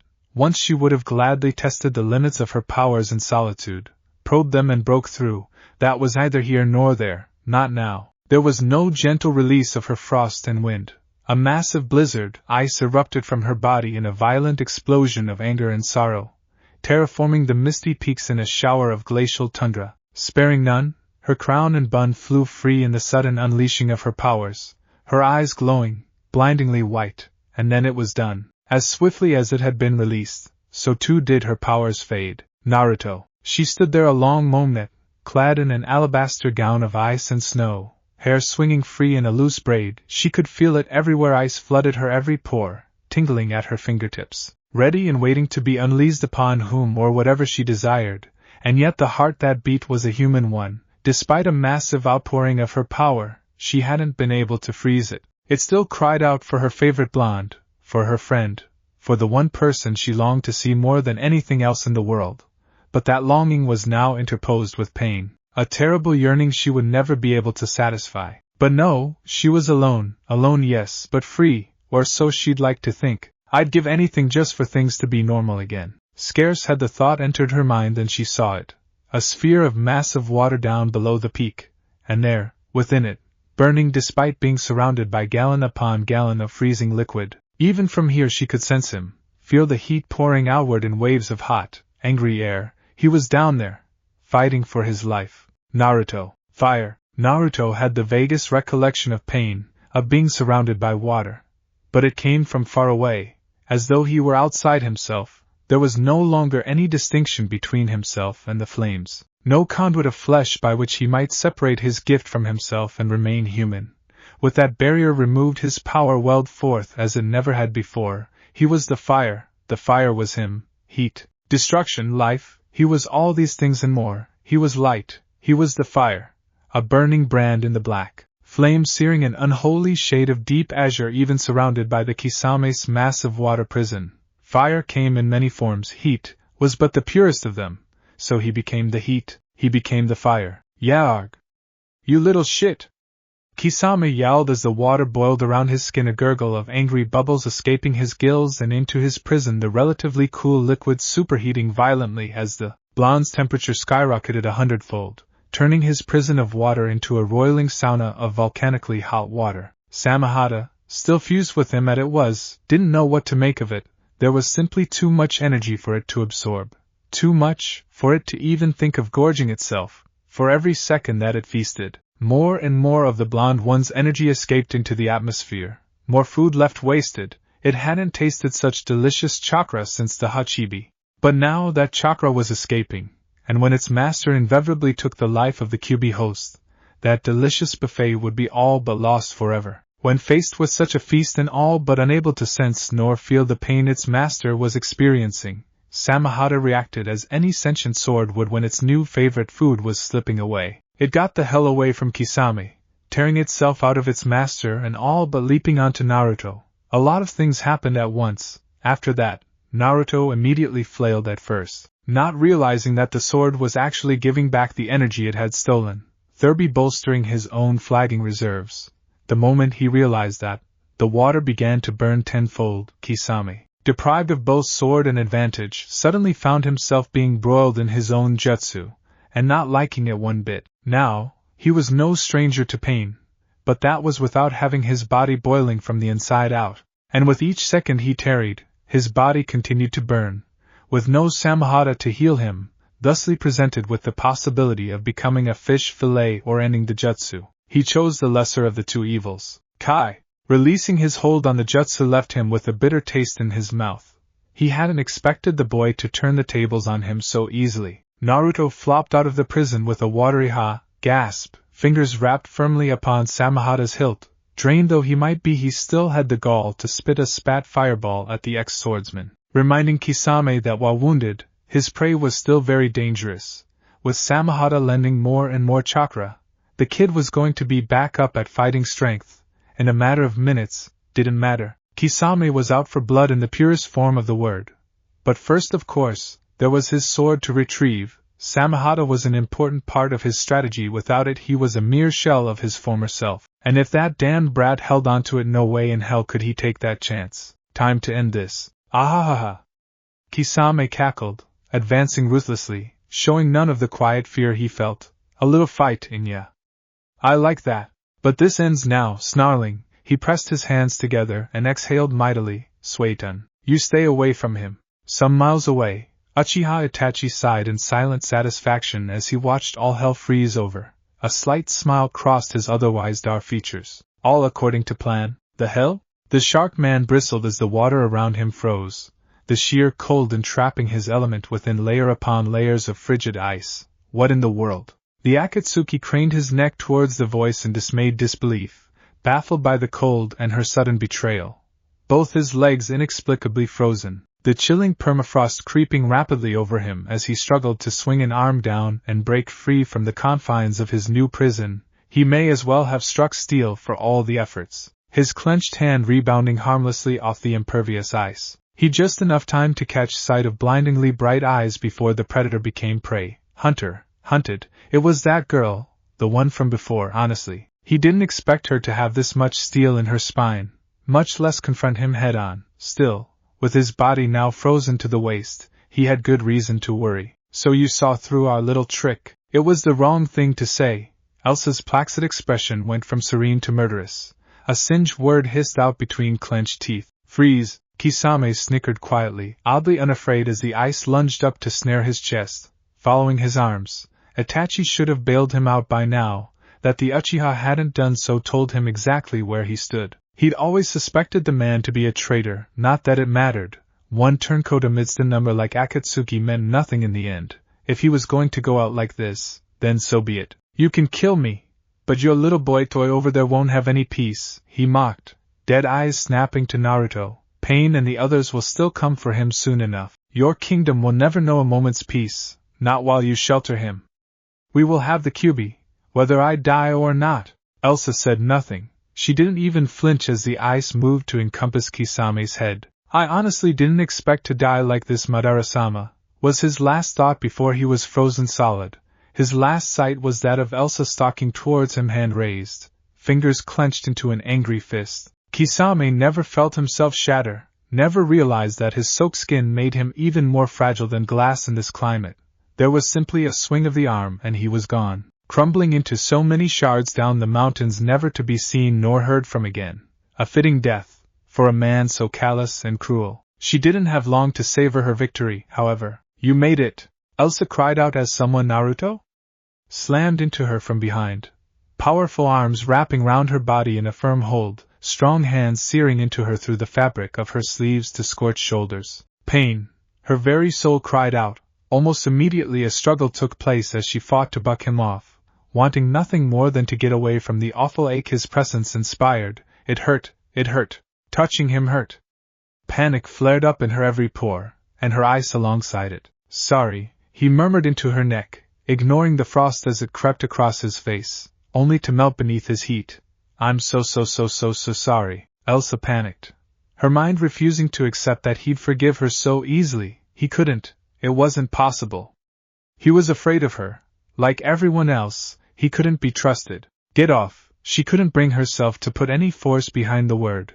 A tiny part of her wondered how he'd managed to steal the swordsman's sword. It was now bound firmly to his back, as though it had always been there, from the very beginning. Then she was reminded of the blonde pinning her, and renewed her efforts to escape. I said let go. No. Her powers lashed out at him feebly and instinctively, but to no avail, the ice all but melting before it could reach her beloved the blonde. It seemed he'd suffered through some changes of his own, she realized. Indeed, his suit was a brilliant bloody orangish red, tongues of flame dancing from the edges of his shoulders, steam curling where they touched. They didn't hurt anymore. If anything, his flames felt pleasant now.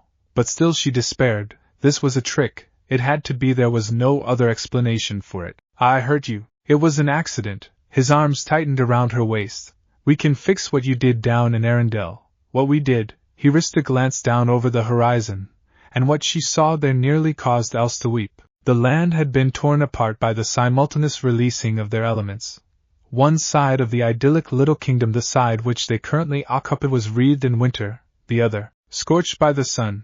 Plants were dead or dying, and those that hadn't were suffering at their hand. They had done this, unleashed magics the world was never meant to see. And what make you think you have the power to stop this? She despaired, her gaze swinging back to him.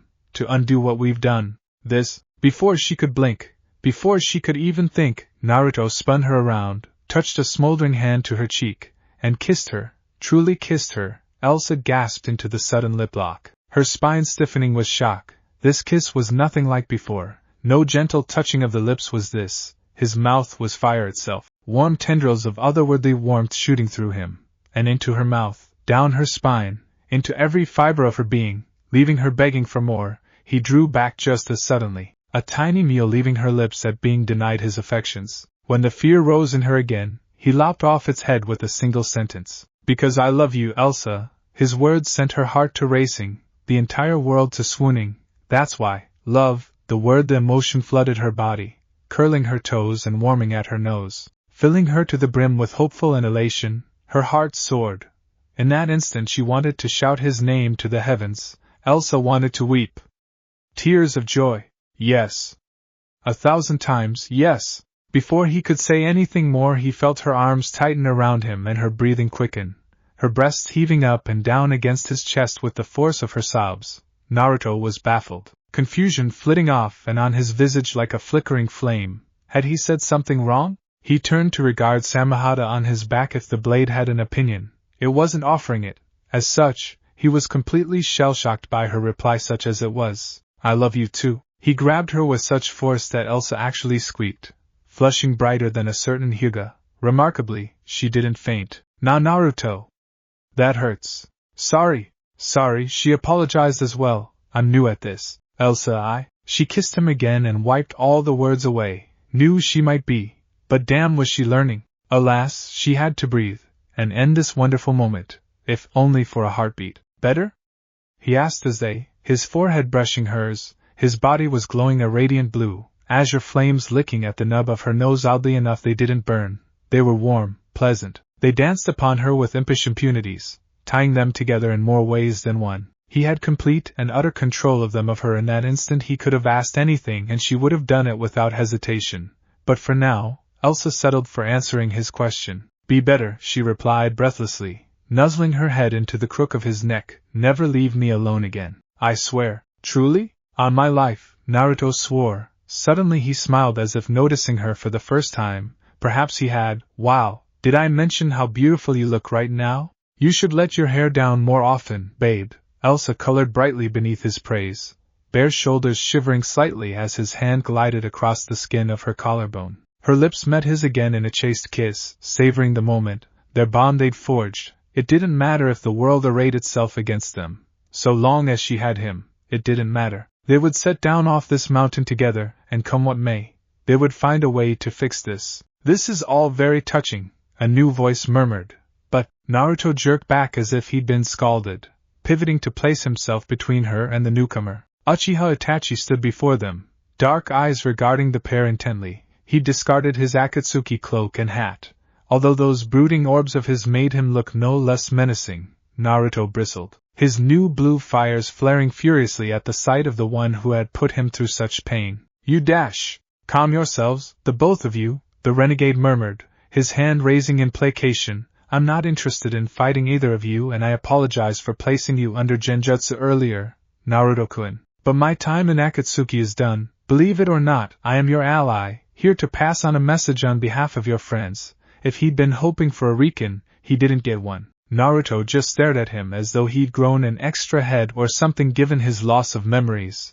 That was quite possible. And what message might that be? "You need to leave Arendelle and come home with me," Itachi warned. Now, there was a silence, and then, "What?" "You need to leave Arendelle and come back with me to Konoha." Now, there was a silence as Naruto's mind processed Itachi's words, and then, "Ha!" Naruto guffawed, a disbelieving laugh leaping from his lips despite his best efforts to control it. He didn't know whether he was terrified or angry or elated. Probably somewhere in between the two. He just fought the battle of his life. Now this stranger who'd very nearly killed him earlier was suddenly demanding that he come home with him. Under any other circumstance, he might have actually found it funny, but his laughter was a byproduct of sheer incredulity. He simply couldn't bring himself to believe what Itachi was asking of him. "He's not going anywhere with you." Elsa was the first to find her voice, and her resolve, wordlessly. The Ice Queen moved to stand between the two of them and took Naruto's hand. The very action spoke of pure defiance, something he hadn't thought her capable of a few hours ago. He was so proud of her. She'd known his answer before he could even finish laughing. As if sensing that very thought, she shot him a glare so fierce it made his very soul shiver. Hey, not like he was planning on following this nutcase anywhere. Well, he shrugged. You heard the little lady, no means no. Itachi hadn't been expecting this. For a moment, that stoic visage reflected his shock. You can't be serious. Naruto clicked his teeth in warning, a stray blue spark grinding out between his molars and into the open air. I've never been more serious in my entire life. Neither have I. Itachi composed himself with a counter of his own, those dark orbs blazing into his blue. I've already lost one brother to this godforsaken war. I'm not losing another. Naruto frowned. I'm not your brother. The man cringed slightly at the accusation. No, you're not. But I think of you as one. If you had your memories back, you'd understand. Memories? Elsa blinked, suddenly recalling a quiet conversation when they were little more than children. How do you know about that? Itachi turned solemnly, that blank onyx gaze affixing itself to her. I know many things, Your Majesty. Some time ago he clashed with my brother, Sasuke, at the Valley of End, a distant place in our country. He did not survive. Naruto has been missing ever since, admittedly. I don't know how he made it to these distant shores, only that he did. Had I known. Something twisted inside of Naruto then. The strings of his emotions, already plucked and stretched to their breaking point, chose that moment to snap. Elsa must have noticed, because she shrank back slightly. Naruto's ire burned so hot he barely noticed. Oh, he began quietly, voice vibrating with barely controlled anger. Is that what this is, then? So, that's why you caused all that chaos in the palace? Flames surged at his words, the blue-white flames threatening to eat away at the icy drifts beneath their feet. Because you think of me as a brother? Well, bro, you sure have a funny way of showing your fucking affection. Naruto, this is bigger than you, bigger Arendelle. If you don't come with me, I won't be able to protect you from pain. The world will be. Fucking hell, man, he growled, putting his back to the man. I said no. Now let me be. Grabbing Elsa's hand, they started down the mountain together, leaving Itachi amidst the drifts. Naruto tried his utmost to put the mysterious man from his mind, but the doubt lingered, an insidious voice plucking at the back of his brain. They'd barely made it 3 steps before the near-silent footfalls of the shinobi started following them. Every fiber of his being longed to lash out at the man and char him to a crisp, stilled only by the knowledge that a frontal assault wouldn't work on the wily warrior. Why are you following us? If I can't convince you to return with me, then I'll just have to follow you. The hell you will. If you're worried about Anna, don't be. He called at their backs. I've already remedied that situation with her suitor. Naruto still, damn it. Remedied? He turned, fixing the Uchiha with a ghastly glare. What the hell did you? Hans was a leech, here for power, not love, Itachi replied readily, so I plucked him. You killed him, you mean? Elsa raised a hand to her mouth, unable to stifle her gasp. Killing to protect someone was perfectly understandable, but Itachi's casual admittance of his misdeeds. There was not so much as a glimmer of remorse in his cold black eyes, as if he were casually discussing the weather or something. I merely placed him under a genjutsu and forced him to return home, Your Highness. He has no knowledge of himself or Anna or even Arendelle. Your sister may be heartbroken, but a broken heart is surely better than coming under the spell of a man who never loved her. And that Weaseltown fellow, well, no one will miss him. His gaze switched back to Naruto. All that remains is to fix the climate and reconcile with the populace. If you did that, I'm certain the kingdom would be more than willing to forgive you. Naruto could feel the beginnings of a migraine coming on. And what? You expect me to be all buddy-buddy with you because you did me a favor? The Uchiha actually looked a little put out at his rebuke. I thought you'd be pleased. Yeah, well, I'm still sore with you for starting this mess in the first place. It worked out in the end, didn't it? His gaze strayed to Elsa, meeting her stare without the slightest flinch. In the end, the two of you emerged even closer than before. The queen colored under his casual comment, but otherwise offered no confirmation of what was already fact. Like her love, a part of her longed to freeze the meddlesome Uchiha where he stood and shatter his body into 1,000 shards.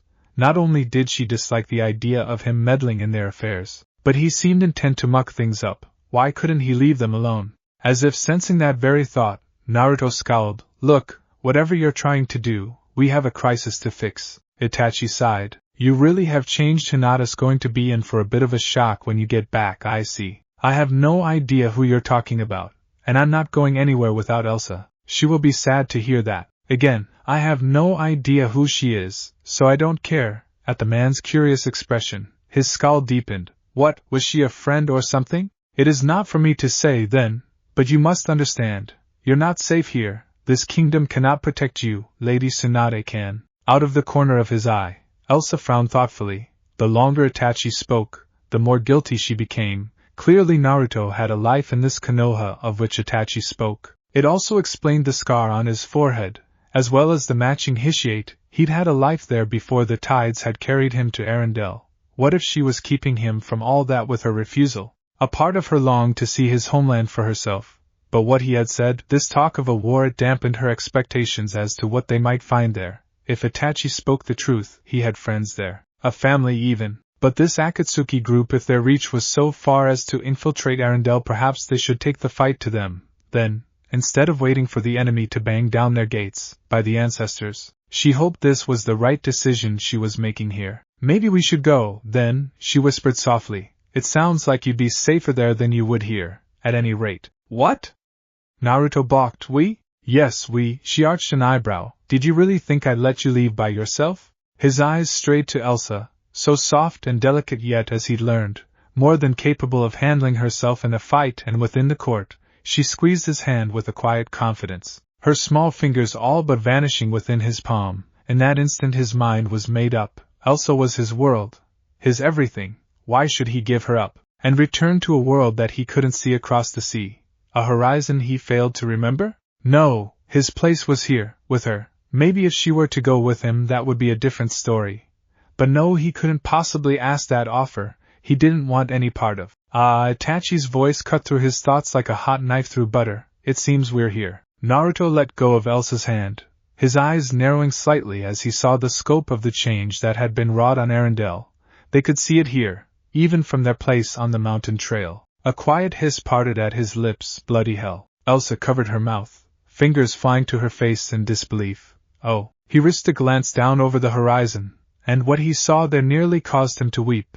The land had been torn apart by the simultaneous releasing of their elements. One side of the idyllic little kingdom, the side which they currently occupied, was wreathed in winter, the other, scorched by the sun. Plants were dead or dying, and those that hadn't were suffering at their hand. They had done this, unleashed magics their world had never been meant to see. The land had been changed. Even now it was suffering, half consumed by heat, and the other frost. Perhaps unleashing them again would be able to remedy the situation. All right, he decided, we're going to fix this. Elsa shot him a skeptical look. How?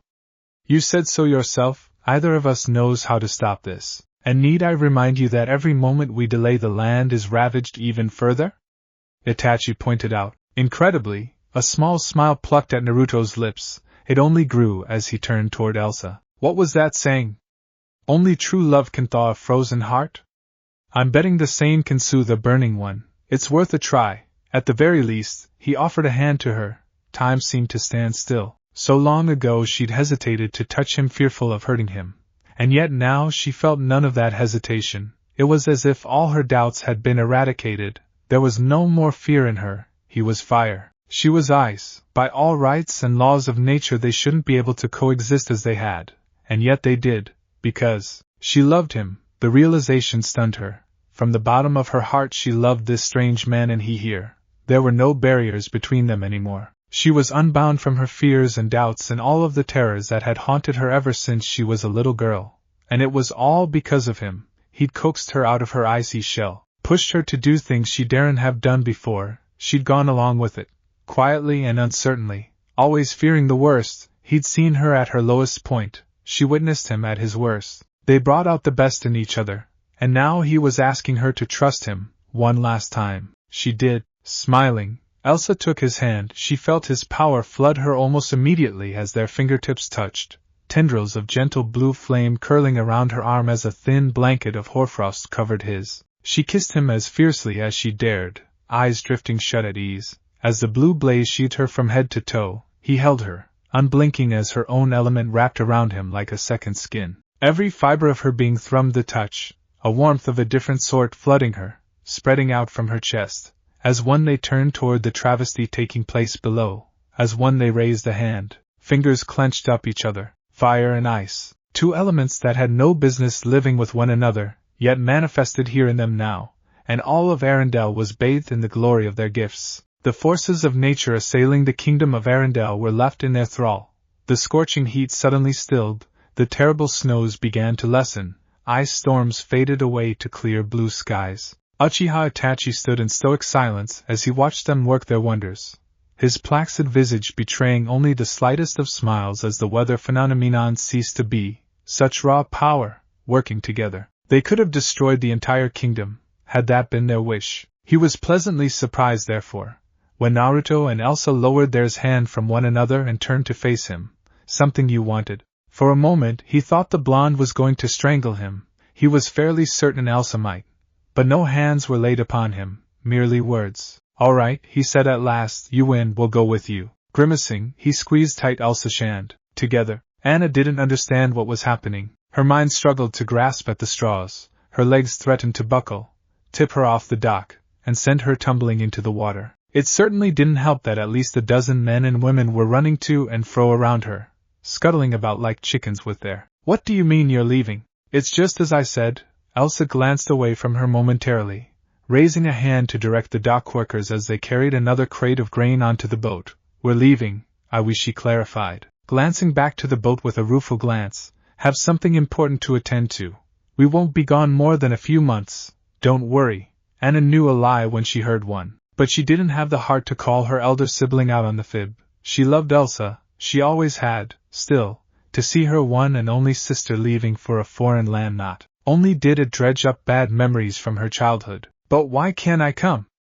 she begged. "Someone has to stay here and run the kingdom," Elsa answered. "Obviously it can't be me." Anna couldn't help but smile at that one. "So that's why you made Naruto royalty?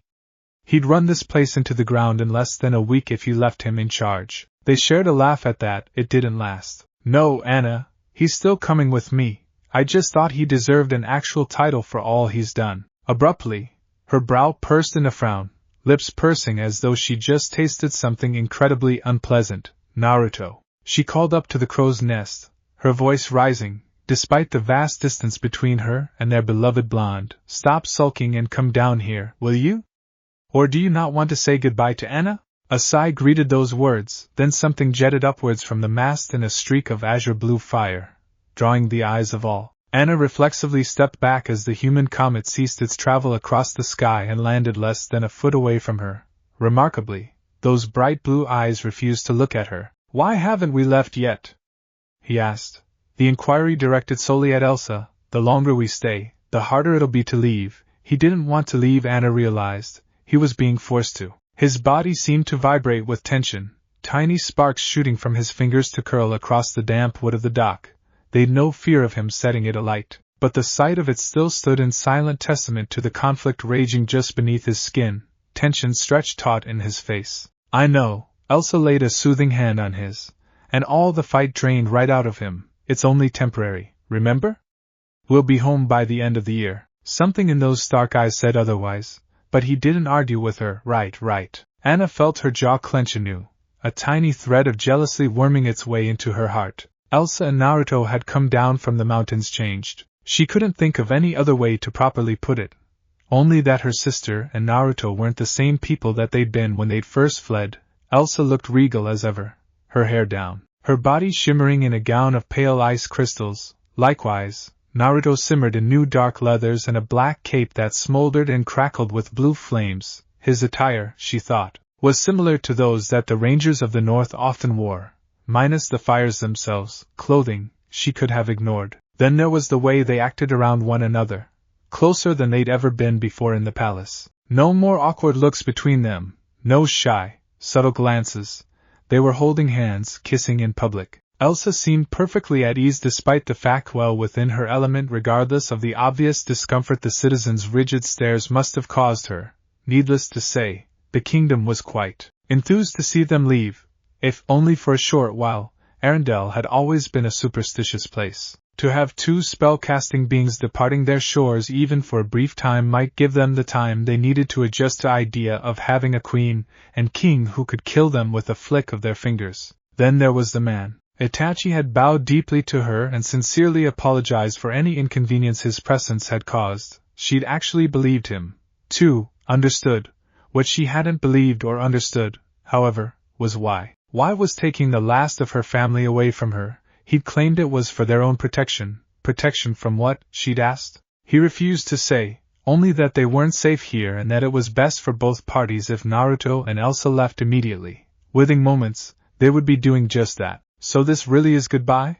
Naruto and Elsa exchanged another of their shared glances, and suddenly Anna was 8 years old all over again, alone, ignored. They'd always had a special bond, something she couldn't bring herself to fathom. Now she thought she knew. Elsa had always hoarded Naruto to herself. He was her lifeline in a whirlpool of anxiety, an immutable pillar that held her up when she would otherwise fall prey to her own self-doubts. He melted the walls she worked too hard to build around herself, understood her in ways no other could. In many ways Elsa was the same to Naruto, a balm to his fierce temper and pessimistic nature, someone to soothe him when the flames raged. She kept him calm, in control.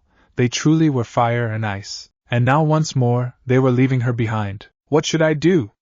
She asked, fighting back a sob. Whatever you want, Elsa answered warmly. There was none of the frigid tone she'd used before. Here, at last at their farewell, the ice between them finally thawed. Open up the gates. Let the people in. Let them see you. I'm sure you'll be fine. But I'll be alone without you. Her voice broke at the thought, tears glistening in her eyes. I won't know what to do. I don't want you to go. The water seemed to thrash beneath them as she spoke, writhing like a furious child in the midst of a terrible tantrum. Focused as she was, Anna missed the small surged, failed to notice Naruto's pensive expression. She had no idea what she'd just done, and likely wouldn't for quite some time yet, but Naruto did. Elsa wasn't the only one with magic in her veins, he realized. Watching the waves calm water, the smallest of smiles curled at the corner of his mouth, unseen in its disbelief. But that is a story for another time. You have Kristoff, Elsa pointed out. Anna flushed brightly at the mention of the newly christened Arendelle Ice Master and Deliverer. I don't know what you're talking about. That was thin ice on which she dare not tread. Kristoff was someone whom she'd grown close to in a remarkably short time, but it felt like a betrayal. Somehow, she didn't know where Hans had gone or what had happened to him, but from the way Naruto had spoken of the prince, he wouldn't likely be coming back. Gods, it wasn't fair. Why couldn't she have a little happiness in her life?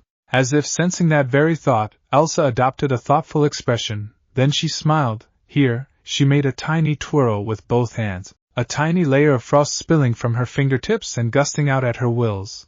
As she looked on, it took shape, forming a pudging figure with stick arms, cold buttons, and a carrot nose. A tiny cloud of snowflake glittered over her creation's head, providing cool air in the warm climate of Arendelle. There was a silence between the trio, and then, to Anna's disbelief and delight, The snowman opened his eyes, raised a stick hand, and spoke. Hi there! I'm Olaf? Anna recognized the snowman almost instantly. A figure from her childhood. A tiny gasp fled from her lips. How was this even possible? She grabbed him in a great big hug, not caring that he was cold as ice, or that she got herself wet in doing so. It was as if a piece of her past the pleasant part had come back in physical form, reminding her of happier times. Now you'll have someone to keep you company. Elsa smiled at the scene. Naruto guffawed, laughter filling the air. Whoa! Since when can you do that? Elsa colored prettily under his praise. You're able to create creatures with your flame. I thought it was worth a try to see if I could bring something to life. A fair idea. Naruto touched a hand to Samahata at his back, considering, perhaps there were still new limits for him to break, greater heights to which his flames could ascend. Who knew? His new blue flames were a far cry from the original orange inferno he'd wielded before. His fires now a mix between the two. Could he become stronger still? Who knew? It was a surprisingly pleasant thought. If he was stronger, then he'd never have to fear for Elsa or himself again. Your Excellencies, Itachi said, appearing like a ghost and at their elbow, it is time to depart. Just like that, the pall of departure dropped down on the trio once more. Even Olaf's perpetual cheer couldn't sway the mood. Naruto blanched. Right, that. They shared one last embrace, just the three of them. Anna wanted it to last forever. But, as all good things must, it ended, far too soon for her liking. Elsa was the first to step away. Though she seemed to be hurting the most, Naruto held on a few seconds longer, his strong arms wrapping her in warmth and comfort. A lone tear rolled down his cheek, evaporating before it could strike the dock. Anna nuzzled deeper into his chest, a final act of defiance, as she held him for what she feared might be the last time. He was like a brother to her. No, more than that, she didn't want him to go. Naruto, please. But just as Elsa had, he retreated. Then, he surprised her, holding her at arm's length by the shoulders. He leaned forward and pressed his lips to her forehead. It was the kiss of a brother to a sister. And Anna felt yet another pang of grief as she realized that she would be forever delegated to that role. Elsa had something she didn't, something she would never have. She had his heart. She'd always had it. Now they were leaving her behind, not alone perhaps, but behind nonetheless. Stay out of trouble, ya hear? He thumbed her chin up, allowing her to meet his eyes, then his gaze cut to Olaf. I'm counting on you to look after her. Yes, sir. The snowman saluted comically. Naruto seemed to consider that. Then he raised his hand, opened a palm, and exhaled, breathed to life, and his fingers was a rotund stone, pulsing rhythmically like a human heart. She accepted it nervously. It was warm like fire, tongues of red and orange curling around its smooth edges. That's a hearthstone, he told her. So long as it beats, you'll know I'm alive. And then, visibly concentrating, he breathed again. Once more fire took shape before him, forming not a stone, but the shape of something else. Fire wasn't just destruction, it was also life, creation. A tiny creature formed within, small wings beating frantically as scales assumed form and shape within the flames. It didn't take long for Anna to realize what the creature was. She'd seen them in the kingdom books before. Dull, russet red scales glinted proudly in the afternoon sun, a tiny gout of smoke leaping from its nostrils. Its tail flicked once, the tiny barb at its end, catching the eye. Naruto released his hold on his new creation and it shot free, arrowing toward Anna with a cry. She was looking at a dragon, and it was flying right at her. H! She cried out reflexively, raising her arms to defend herself. Imagine her surprise when the lizard nestled itself onto her shoulder. Purring quietly, wonderingly, Anna reached up to stroke its neck. The little winged beast gave a pleased shiver and coiled deeper into the crook of her neck. Small though he was, she could feel the heat radiating from him.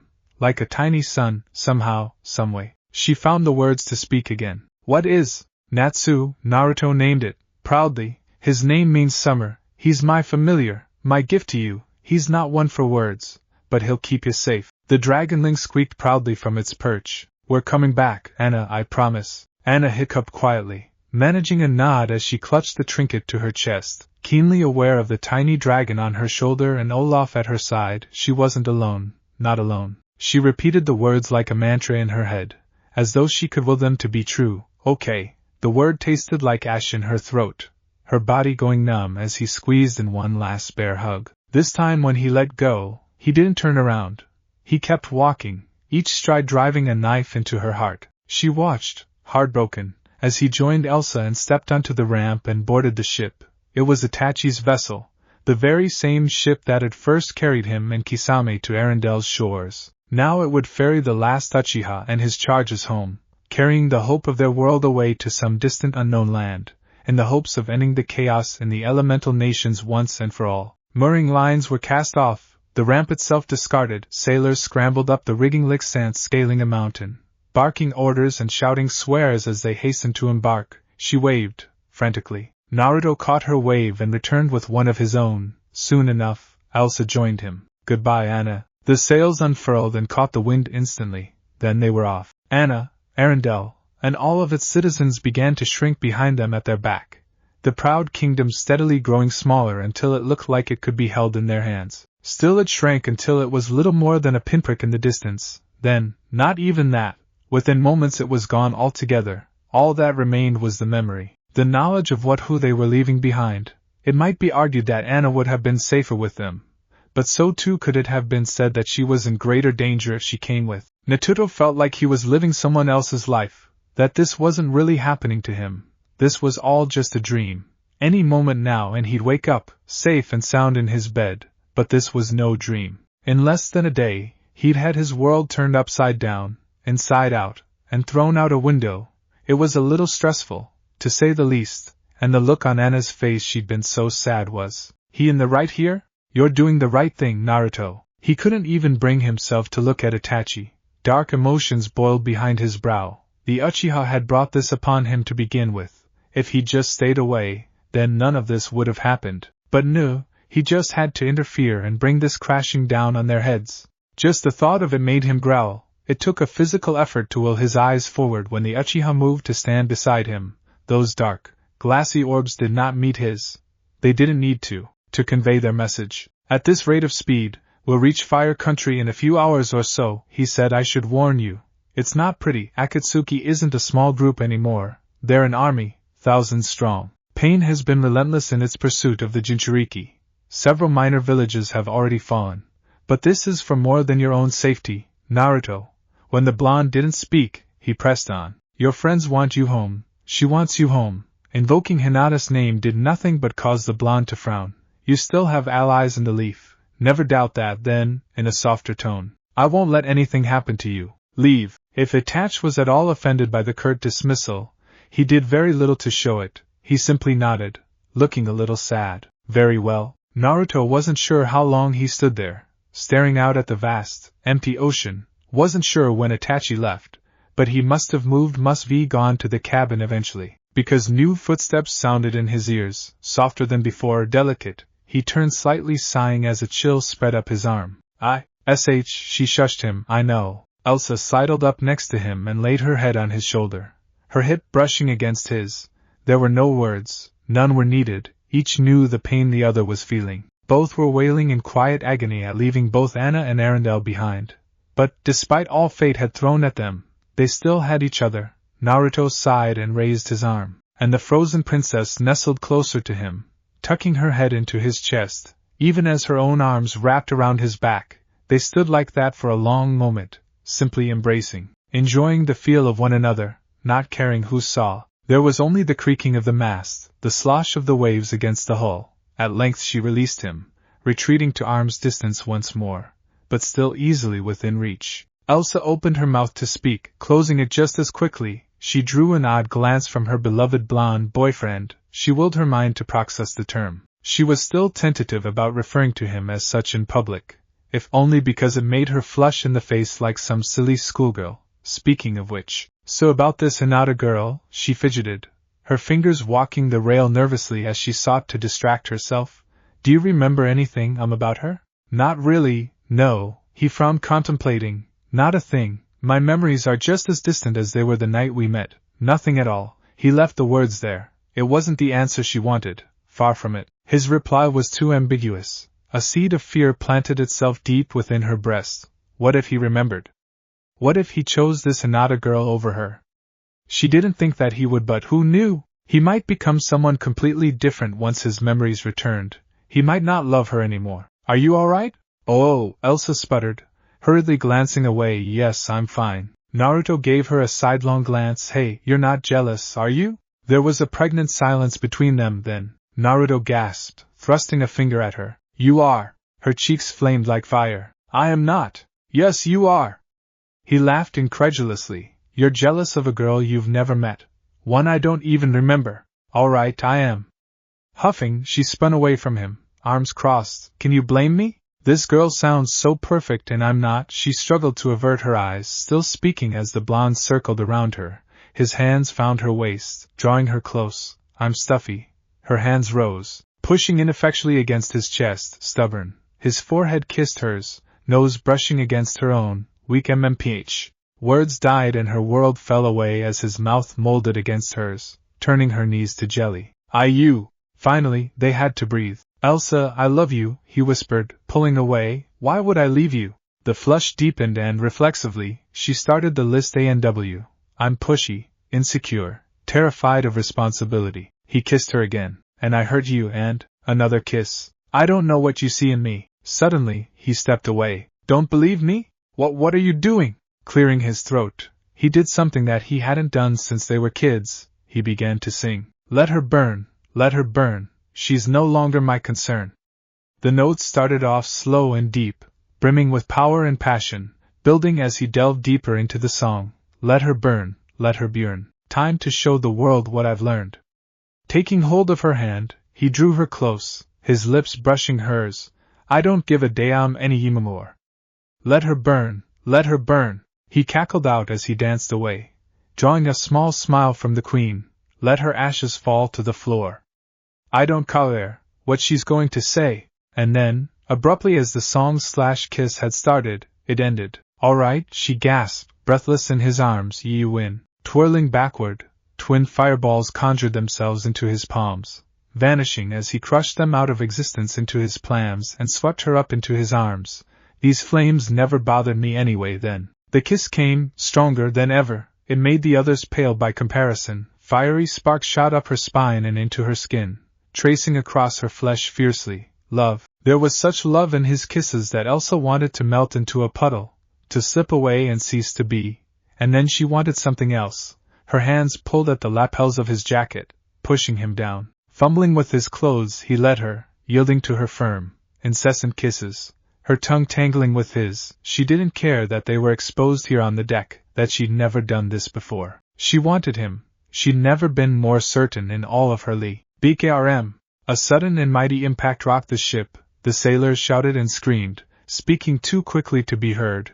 Elsa jerked backwards as if she'd been burned, gasping for air as common sense. And the smell of gunpowder in the air alerted her to what was happening. Naruto scrambled up after her, hurriedly straightening his shirt.